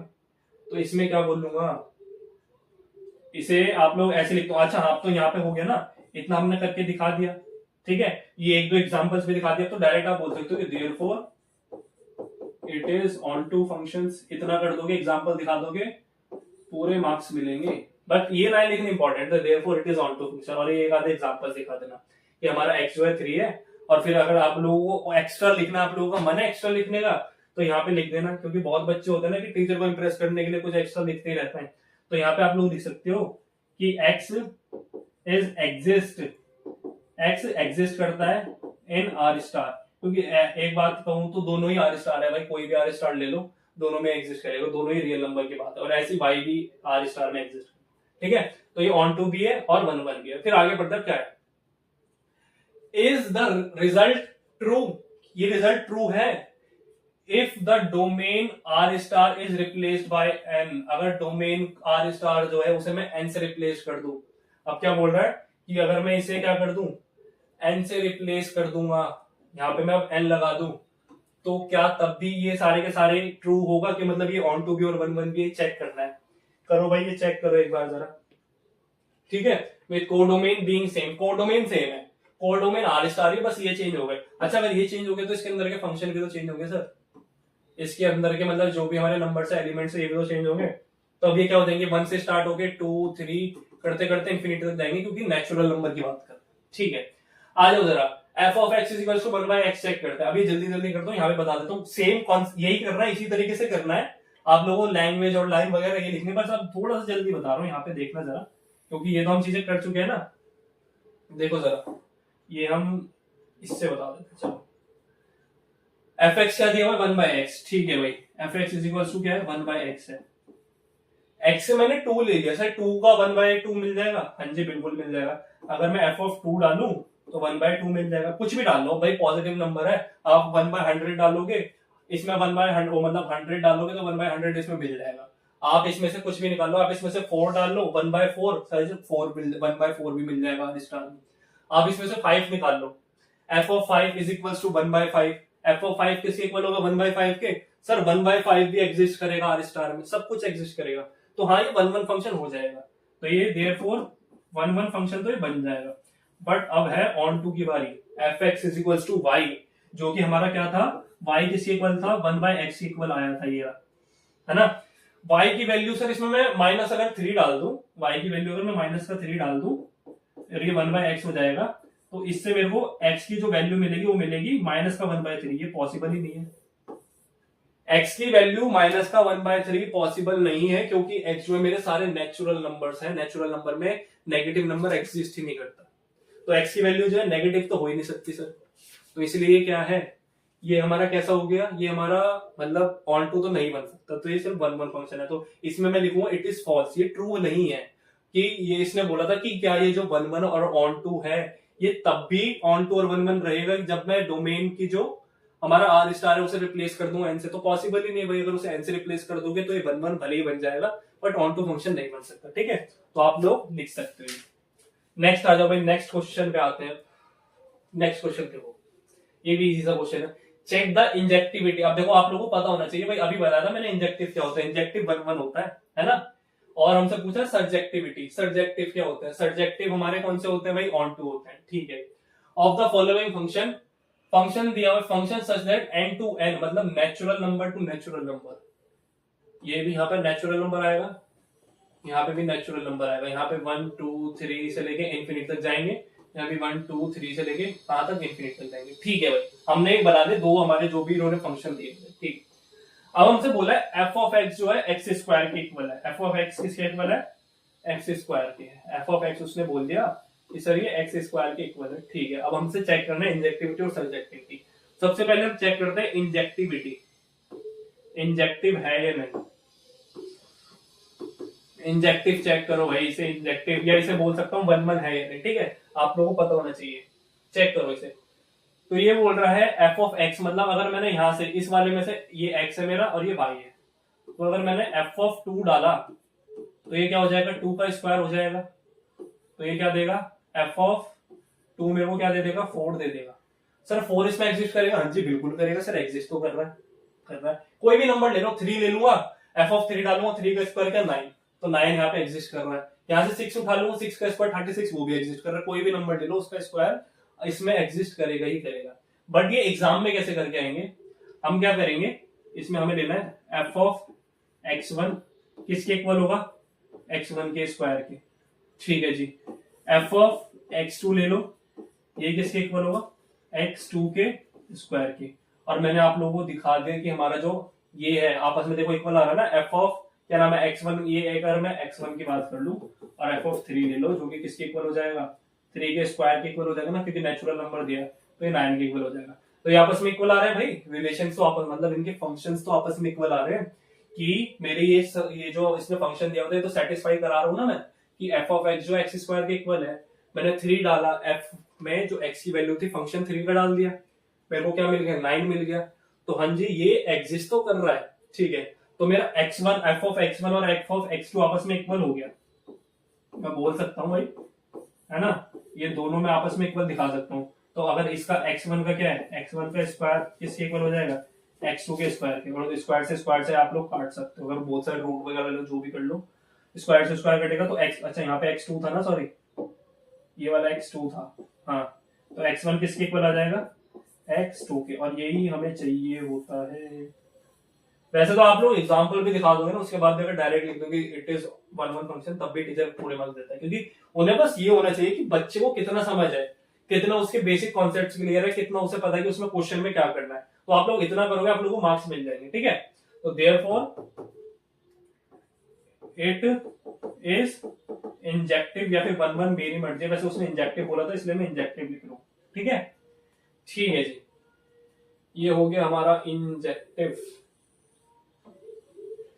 कुछ रह तो नहीं गया, ठीक है। अब बात करते हैं सर्जेक्टिव की। अब हमने किसकी बात करनी है? सर्जेक्टिव। सर्जेक्टिव है ये नहीं, देखो भाई जरा सर्जेक्टिव, सर्जेक्टिव है या नहीं। सर्जेक्टिव के लिए क्या करेंगे? फिर से वही करेंगे कि मेरा जो एफ ऑफ एक्स जो होता है सर वो वाई के इक्वल होता है, ठीक है। एफ ऑफ एक्स की वैल्यू क्या है सर? एक्स स्क्वायर है, वो किसके इक्वल हो जाएगी सर? वाई के इक्वल हो जाएगी, ठीक है जी। अब मैं y की कोई वैल्यू डाल दूं, y की मैंने वैल्यू डाल दी क्या? y की वैल्यू 2 डाल दो, चलो y की वैल्यू मैंने बोला 2, y की वैल्यू 2 डाल दो, तो एक्स स्क्वायर के 2 हो सकता है, एक्स स्क्वायर 2 के इक्वल। और एक्स स्क्वायर को मैं, अच्छा इसमें बोला गया था चेक करना था ना, हाँ चेक करना था। स्क्वायर हटेगा तो x क्या हो जाएगा? ये हो जाएगा √2। ये तो पॉसिबल ही नहीं है ना भाई। अब अच्छा मैं अगर y की वैल्यू 4 डाल देता तब ये पॉसिबल होता, बट 2 डालने में तो ये पॉसिबल ही नहीं आ रही। मैं 2 डाल सकता हूँ ना भाई, हाँ 1 भी डाल सकता हूँ, अगर मैं 1 डाल दूं तब भी पॉसिबल है, बट 2 डालने में तो पॉसिबल ही नहीं हो रहा। मैंने y की वैल्यू 2 डाली, एक्स स्क्वायर है, स्क्वायर उधर जाके क्या हो जाएगा? मतलब रूट लग जाएगा। अगर बोथ साइड रूट लगा दूंगा तो इसके स्क्वायर से तो रूट कैंसिल आउट हो जाएगा, यहाँ पे स्क्वायर बचेगा, ठीक है। तो ये हो जाएगा √y। ये यहाँ पे मैं चलो आप लोगों की हेल्प के लिए यही लिख देता हूँ, इतना वो मत करो। ये मैंने बोल दिया कि x है और ये आ जाएगा फिर √y आ जाएगा, ठीक है। y की वैल्यू अगर मैं 2 डाल दूं, 3 डाल दूं, 4 डाल दूं, x की वैल्यू √2, √3, √4 हो जाएगी। पॉसिबल है? नहीं है सर, क्योंकि नेचुरल नंबर में रूट का नंबर एग्जिस्ट ही नहीं करता। तो इसलिए यहाँ पे आप लोगों को थोड़ा सा दिमाग लगाना पड़ेगा। भाई ये मेरे को एफ ऑफ एक्स दिया था एक्स स्क्वायर, मैंने बोथ साइड रूट लगा दिया, मतलब यहाँ पे एक्स स्क्वायर है, ये स्क्वायर हटाना था मेरे को, खाली एक्स बचाना था, तो दूसरी साइड रूट लगा दिया। ठीक है, तो ये क्या हो गया, x is equal to root y हो गया। अब इतना तो आप लोगों को कॉन्सेप्ट पता होगा कि बोथ साइड स्क्वायर रूट कर दो तो स्क्वायर से रूट कैंसिल आउट हो जाता था, बट यहाँ पे स्क्वायर में तो रूट एज इट इज आ गया। ठीक है, तो x की वैल्यू क्या आ गई, रूट y के इक्वल आ गई। y की वैल्यू कुछ भी पुट कर दो, 1 2 3 4 5 कुछ भी नेचुरल नंबर, क्या वो x के इक्वल हो सकता है? सर हो ही नहीं सकता, x में तो कहीं भी कहीं से कहीं तक रूट का नंबर ही नहीं आ रहा, तो ये हमारा पॉसिबल नहीं है भाई। x जो है not equal to root y है फॉर n टू n के फंक्शंस के लिए। ठीक है, therefore it is not onto function, it is not onto, ये ऑन टू फंक्शन नहीं है। ठीक है, बस इतना सा था हमें सर्जेक्टिव, अच्छा ऑन टू लिख दिया मैंने, इट इज नॉट सर्जेक्टिव, यहां पे लिख देता हूं सर्जेक्टिव, ये सर्जेक्टिव नहीं है। ठीक है, इतना सा था। आगे आ जाओ भाई, आगे क्वेश्चन क्या कह रहा है। अब बात आती है ग्रेटेस्ट इंटीजर फंक्शंस की। कुछ ग्रेटेस्ट इंटीजर फंक्शन में बच्चे बहुत कंफ्यूज होते हैं। ग्रेटेस्ट इंटीजर फंक्शन क्या होता है भाई? अगर मैंने बोल दिया कि ग्रेटेस्ट इंटीजर का एक तो साइन होता है ये, अच्छा ग्रेटेस्ट इंटीजर मेरे जब टीचर ने पढ़ाया था ना, तो उन्होंने मेरे को आदत डाल रखी जिंट बोलने की, मैं इसे जिंट बोलता हूँ, तो जब भी मैं जिंट बोलूंगा आप लोग ध्यान रखना कि मैं ग्रेटेस्ट इंटीजर फंक्शन की बात कर रहा हूँ। तो जिंट ऑफ 1.5, सर ये 1 होता है, जस्ट लेस होता है। देखो बात नाम है इसका ग्रेटेस्ट इंटीजर फंक्शन, बट अगर मैं 1.5 की बात करूं इसके लिए ग्रेटेस्ट नंबर कौन सा होगा? सर 2 के नियर होगा, बट ये आता कहां है? 1 के इक्वल आता है। सर 1.1 का जिंट क्या होगा? सर वो भी 1 होगा। सर किसका बात करें? 1. अगर 9 हो जाए, 1.9 का जिंट क्या होगा? सर वो भी 1 ही होगा। ग्रेटेस्ट इंटीजर फंक्शन ही ये होता है कि आप इंटीजर के अंदर कोई भी पॉइंट पे कोई भी फंक्शन ले लो, वो जाएगा उसके पास ही जहां पे वो लोएस्ट नंबर होगा।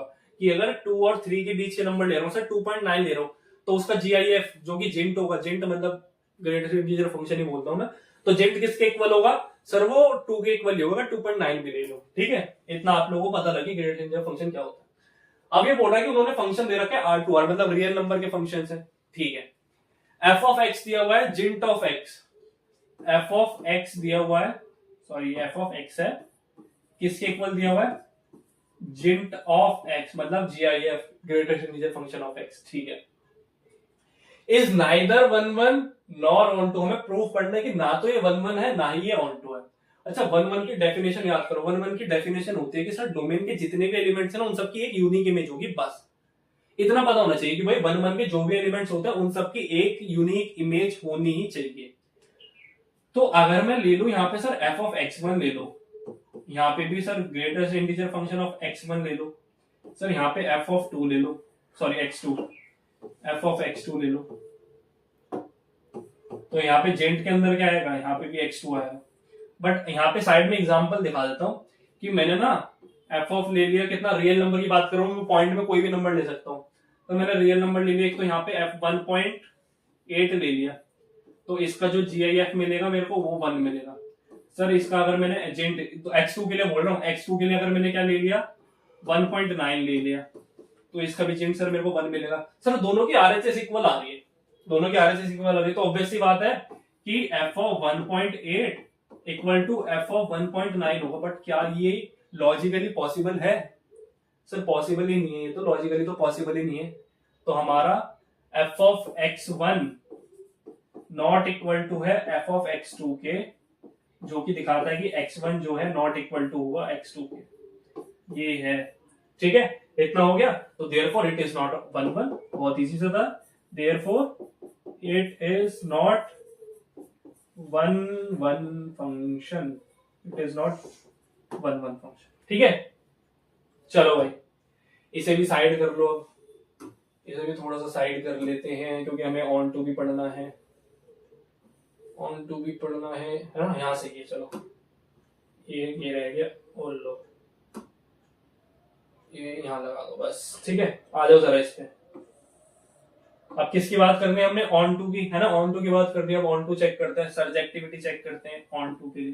फिर से वही चीज, ऑन टू के लिए क्या हो जाएगा भाई? एफ ऑफ एक्स किसके इक्वल हो जाएगा? सर वाई के इक्वल हो जाएगा। एफ ऑफ एक्स कितना दिया हुआ है? सर जिंट ऑफ एक्स दिया हुआ है, जिंट ऑफ एक्स दिया हुआ है वाई के इक्वल। मैं बोल रहा हूँ इसे छेड़ो ही मत, या छेड़ो मत क्या, अगर इसका जिंट में उस साइड ले जाऊं, अगर मेरे को एक्स खाली करना है तो मैं इसे बोल सकता हूँ X is equal to GINT of Y, greatest integer function of Y. तो इसमें भी वही होता है भाई। अब ऑन टू की याद करो, ऑन टू की डेफिनेशन क्या होती है कि सर कोडोमेन के जितने भी एलिमेंट्स है ना उन सबकी एक यूनिक प्री इमेज होनी चाहिए। कि मतलब कोडोमेन के जो भी एलिमेंट्स है वो जो डोमेन में रिलेट करते हैं सिर्फ और सिर्फ एक ही प्री इमेज होनी चाहिए, एक ही एलिमेंट से रिलेट करना चाहिए, एक के अलावा कोई नहीं होना चाहिए। ठीक है जी। मैं बोल रहा हूँ भाई वाई की वैल्यू आप लोग, क्योंकि इसमें इसने बोला है कि हमारे जो भी एलिमेंट्स है वो आर से आर में रिलेशन है, मतलब रियल नंबर से रियल नंबर के रिलेशन है। तो इसने बोला अगर मैं y 3.9 पुट कर दूं, y मैंने बोला 3.9 ले लो तुम लोग, ठीक है। तो sir x is equals to, अगर मैं जेंट ऑफ 3.9 की बात करूं तो x की वैल्यू कितनी आ जाएगी, 3 आ जाएगी। सर चलो कोई दिक्कत नहीं, x जो है हमारा 3 एग्जिस्ट करेगा, रियल नंबर में एग्जिस्ट करेगा, ठीक है। मैंने बोला कि बच्चा तो एक काम कर, अब ना तू 3.1 ले ले, 3.1 भी ले ले, ठीक है sir. x is equal to जेंट ऑफ 3.1 ले लिया, सर वो भी 3 आ रहा है। ये तो सर पॉसिबल ही नहीं ऑन टू फंक्शन के लिए कि ऑन टू फंक्शन की दो प्री इमेज हो जाए, ये तो पॉसिबल नहीं है ना, तो फिर ऑन टू हो ही नहीं सकता। अगर ये दो क्या ये प्री इमेजेस आ रही है इसकी, कोड डोमेन के एलिमेंट की दो प्री इमेजेस आना पॉसिबल नहीं है, अगर आ रही है तो वो ऑन टू फंक्शन नहीं है, ठीक है।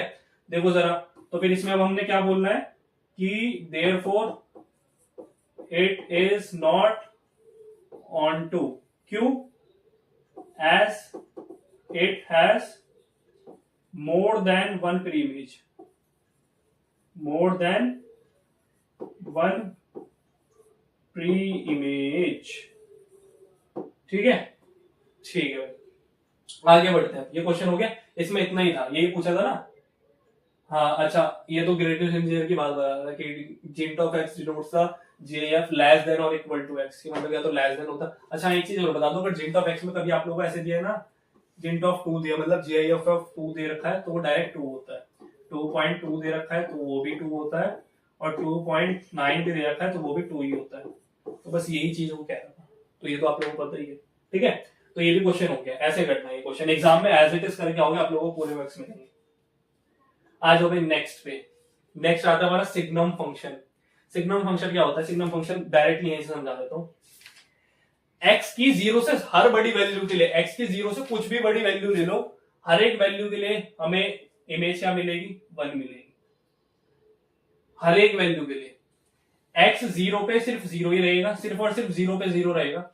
x की हर एक नेगेटिव वैल्यू के लिए, x की हर एक नेगेटिव वैल्यू के लिए मेरे को जो इमेज मिलेगी -1 मिलेगी।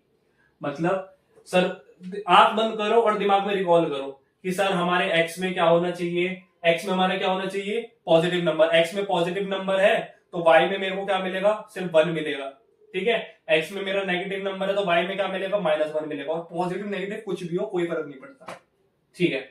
हमें शो करना है कि ना तो 1 1 है और ना ही ऑन टू है। अब मैं इतने करा चुका हूं, ये फंक्शन बता दिया, अब तो आप लोगों के लिए कोई मुश्किल है ही नहीं कि सर अगर मैंने f(2) ले लिया तो 2 के लिए भी तो ये 1 ही इमेज देगा, है ना भाई, यही देगा ना। इसने ही बोला है सर अगर मैंने f(3) ले लिया तो उसके लिए भी मेरे को 1 ही देगा। सर अगर मैं f(0) ले लूं तो उसके लिए मेरे को 0 मिल जाएगा। अगर मैं f(-1) ले लूं तो उसके लिए मेरे को -1 मिल जाएगा। f(-2) ले लूं तो उसके लिए मेरे को -1 मिलेगा, क्योंकि माइनस इससे तो बाहर बढ़ ही नहीं सकता। तो मतलब जो मेरा x की वैल्यू है ना, भले ही इन्होंने बोल रखा है कि r से r के रिलेशन है, बट इस वाले r में सिर्फ और सिर्फ 1 0 और -1 ही एग्जिस्ट कर रहा है, इसके अलावा कोई नंबर नहीं आ रहा है। जो दूसरा R है, जो दूसरा वाला है, इसमें सब कुछ आ रहा है, 1 2 3 0 सब कुछ ले लो आप, जो भी आपका माना, -1/2।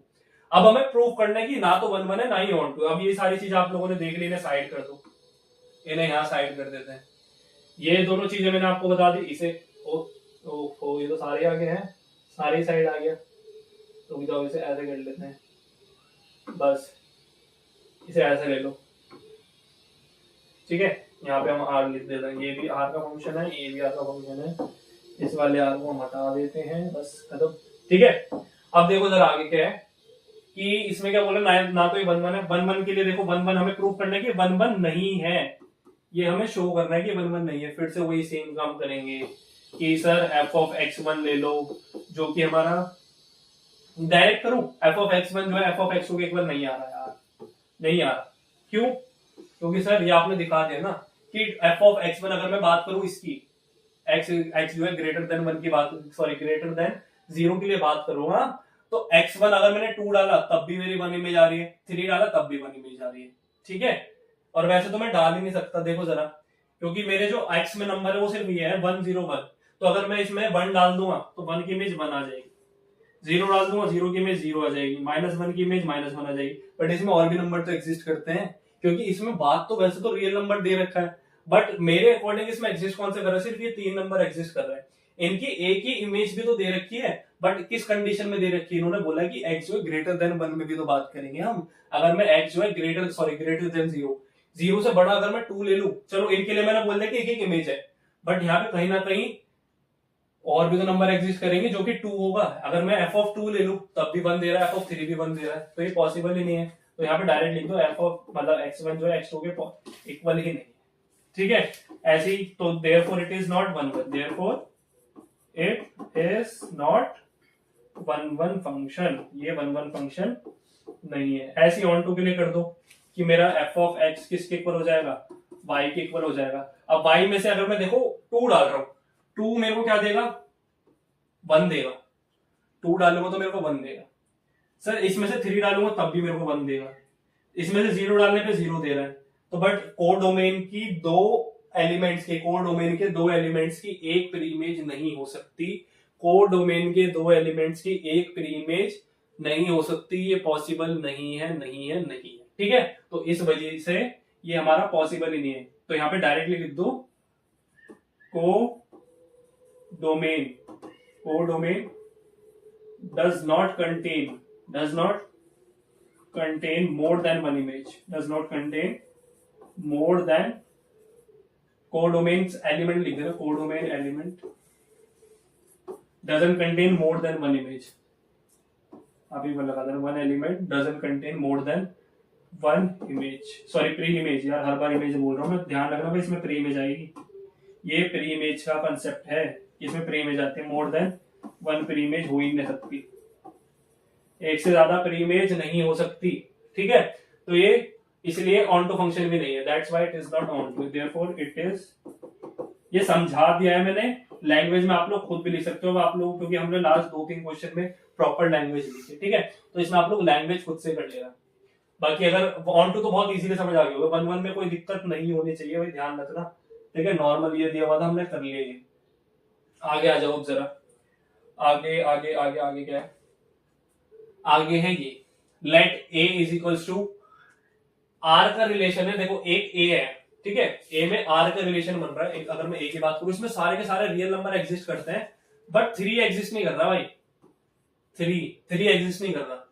एक b सेट है, b सेट में भी सारे रियल नंबर एग्जिस्ट करते हैं, बट उसमें 2 एग्जिस्ट नहीं कर रहा, 1 एग्जिस्ट नहीं कर रहा।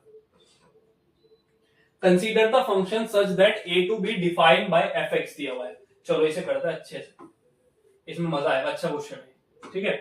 f ऑफ x दिया हुआ है आप लोगों को, करो इसे जरा, f ऑफ x दिया हुआ है कितना, सर ये दिया हुआ है x minus 2 by x minus 3, ठीक है।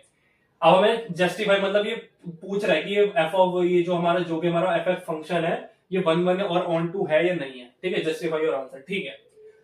अब इसने बोला है कि मैं x की ना वैल्यू पुट कर सकता हूं, सिर्फ 3 के अलावा कुछ भी पुट कर सकता हूं, सिर्फ 3 नहीं पुट कर सकता। अच्छा ये तो ऑब्वियस सी बात है, अगर यहाँ 3 पुट करते तो अनडिफाइन हो जाएगा, क्योंकि ये 3 - 3 0 हो जाएगा, समथिंग अपॉन 0 अनडिफाइन होता है, तो अनडिफाइन नहीं बनाना, इसलिए 3 नहीं हो सकता। तो मैंने बोल दिया f ऑफ 2 डाल रहा हूँ, f ऑफ 2 डाल सकते हैं, हाँ 2 बिल्कुल डाल सकते हैं। अच्छा अगर मैंने x2 डाला, नीचे 2 - 3 मतलब ये, सॉरी ये 3 है ना, तो 0 बाय माइनस का 1 हो जाएगा, तो 0 के इक्वल आ जाएगा। तो f ऑफ 2 डालने पे मेरे y की वैल्यू 0 आ रही है, हाँ जी 0 एग्जिस्ट कर रही है।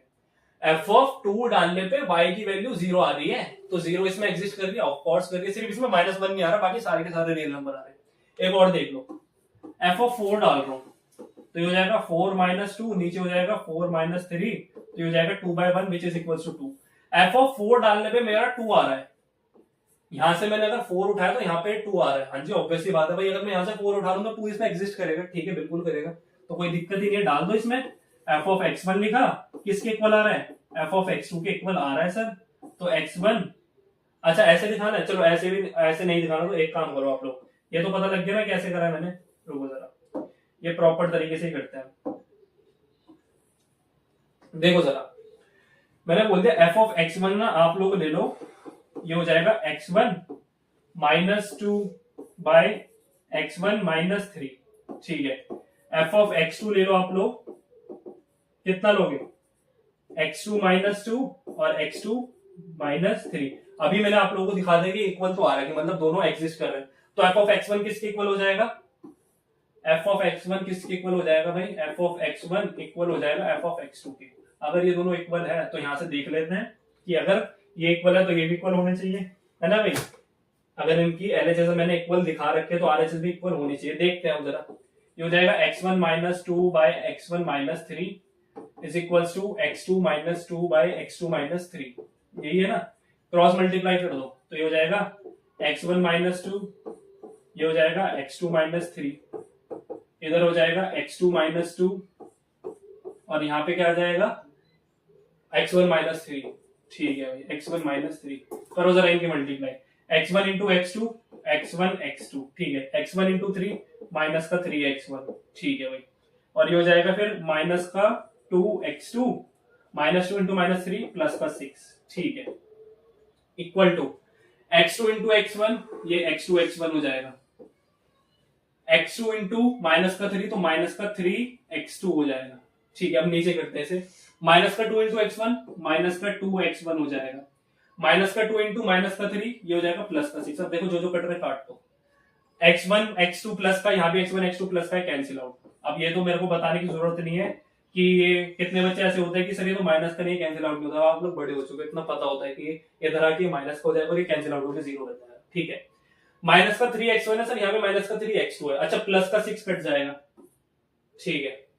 अब देखो जरा, माइनस का थ्री एक्स वन है ना, माइनस का थ्री एक्स वन है, यहाँ पे माइनस का टू एक्स वन है, इक्वल टू के इस साइड आएगा तो प्लस का कितना हो जाएगा, टू एक्स वन हो जाएगा, ठीक है। इसे थोड़ा सा नीचे लिख लेता हूँ मैं, इसे मैं थोड़ा सा नीचे लिख लेता हूँ, यहाँ लिख दिया, ठीक है, ठीक है। अच्छा इसे कलर भी चेंज कर लो, ये हो गया ऑरेंज और यहां से भी ऑरेंज, ठीक है, ये हो गया।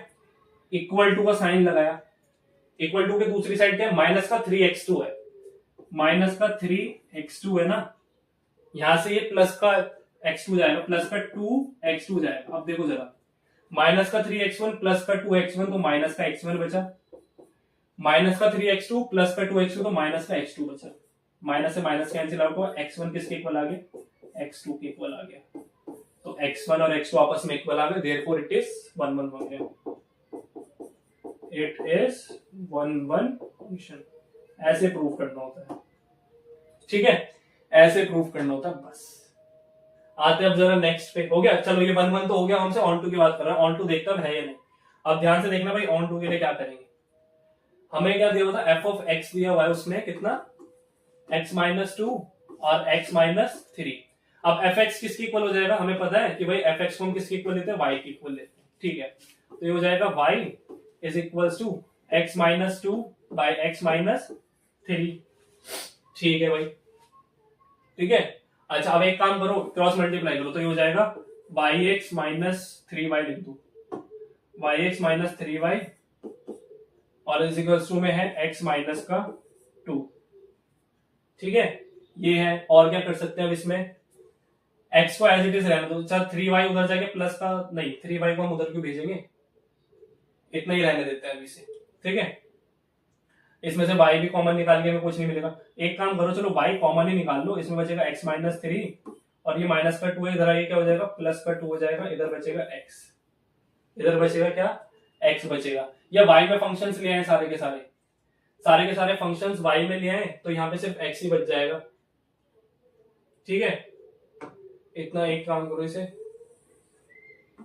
इसे ऊपर करते हैं थोड़ा सा, एफ ऑफ एक्स हमने किया है, इसे क्रॉस मल्टीप्लाई, इधर वाई एक्स हो गया माइनस का थ्री वाई हो गया, अच्छा इधर एक्स माइनस टू बचा है, ठीक है।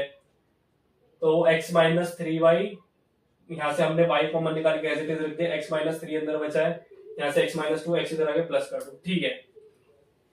अब यहां से हम कुछ कर सकते हैं, यहां से एफ ऑफ वाई देख लो, एफ ऑफ वाई पुट कर लो, एफ ऑफ एक्स दिया हुआ है equals to f of y put कर लो, ठीक है। इधर एफ ऑफ वाई एक बार बंद करियो, मैं तो इधर देख, चलो अब ऑन टू के लिए देखते हैं ऑन टू के लिए क्या करना होता है। देखो जरा ऑन टू में क्या आता है, यहाँ पे आता है ऊपर था x-2, नीचे था x-3, यही था ना भाई। हाँ ऑन टू में यही था हाँ ठीक है। अच्छा अभी किसकी इक्वल हो जाएगा, f of x is equals to x-2 by x-3। ठीक है जी, ये हो गया।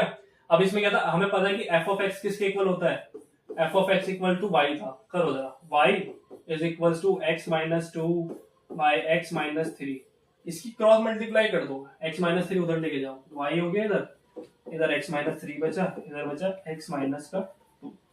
ठीक है ना, क्रॉस मल्टीप्लाई करी हमने, इसके अंदर मल्टीप्लाई कर दो, y वाले की अंदर मल्टीप्लाई कर दो, तो ये हो जाएगा yx। ठीक है, यहां बचेगा ये 3y इज इक्वल टू है x है माइनस का 2 है। अब x को इधर ले आओ तो हो जाएगा yx, और क्या है माइनस का क्या हो जाएगा yx माइनस का x इज इक्वल टू में माइनस का 2 है प्लस का 3y है, माइनस का 2 है, माइनस का 2 एज इट इज, प्लस का 3y हो गया। यहां से x कॉमन निकाल लो, अंदर आप लोगों का बचेगा y-1। ठीक है, यहां से कुछ कॉमन आएगा, यहां से कुछ कॉमन नहीं आएगा, तो इसे एज इट इज रहने दो 3y माइनस का 2। ठीक है, ऊपर करते हैं इसे जरा, यहां से ऊपर x को एज इट इज रखा, x किसके इक्वल आ रहा है, ये इक्वल आ रहा है 3y minus 2 divide by y-1, ये आ रहा है इक्वल। ठीक है सर, x की वैल्यू आ गई, इसमें पुट कर देते हैं इस वाले में, जब हमें तभी तो हमें y की वैल्यू मिलेगी ना। f ऑफ y चाहिए, अगर मैं इसे f ऑफ y कर दूं तो ये मेरे को तभी तो मिलेगा जब मैं x की वैल्यू पुट करूंगा। x की वैल्यू कितनी आई है, ये आई है 3y माइनस 2 बाय y-1, और क्या है माइनस का 2, यहाँ पे है 3y माइनस 2 बाय y-1, यहाँ पे है माइनस का 3। करो जरा इसे थोड़ा सा सॉल्व, आगे कैसे होगा।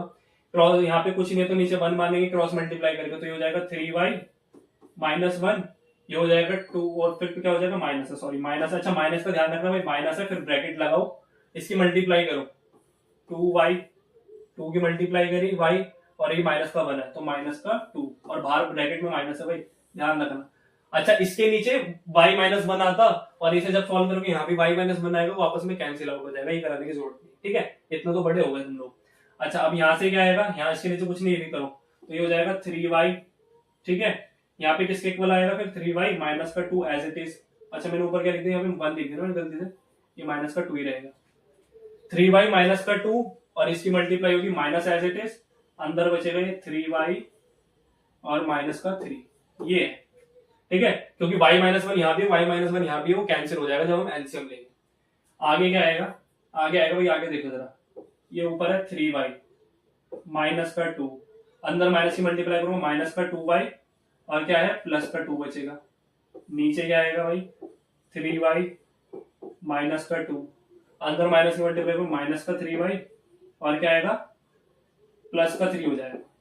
ठीक है, अच्छा कुछ कट रहा है, देखो जरा 3y से 3y कैंसिल आउट हो रहा है ना, 3y से 3y चला गया, सही है ना भाई, 3y माइनस 3y। ठीक है, ऊपर क्या 3y में से 2y गया, अच्छा ऊपर ये कैंसिल हो रहा है, तो यहाँ पे क्या आ रहा है, यहाँ पे आ रहा है y, ऊपर बच रहा है y, 3y में से 1y गया तो 1y बचा, यहाँ से क्या है 3 माइनस 2 कितना बचेगा 1, तो वैल्यू क्या आ रही है भाई y आ रहा है।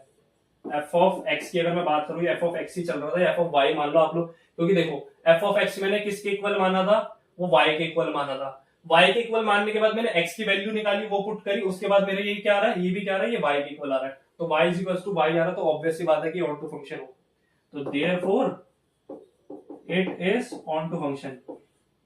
ये ना 5 नंबर का क्वेश्चन है एग्जाम में, जब भी ये क्वेश्चन आता है, एक बार करोगे नहीं समझ में आएगा, दोबारा करना समझ में अच्छे से बिल्कुल आएगा।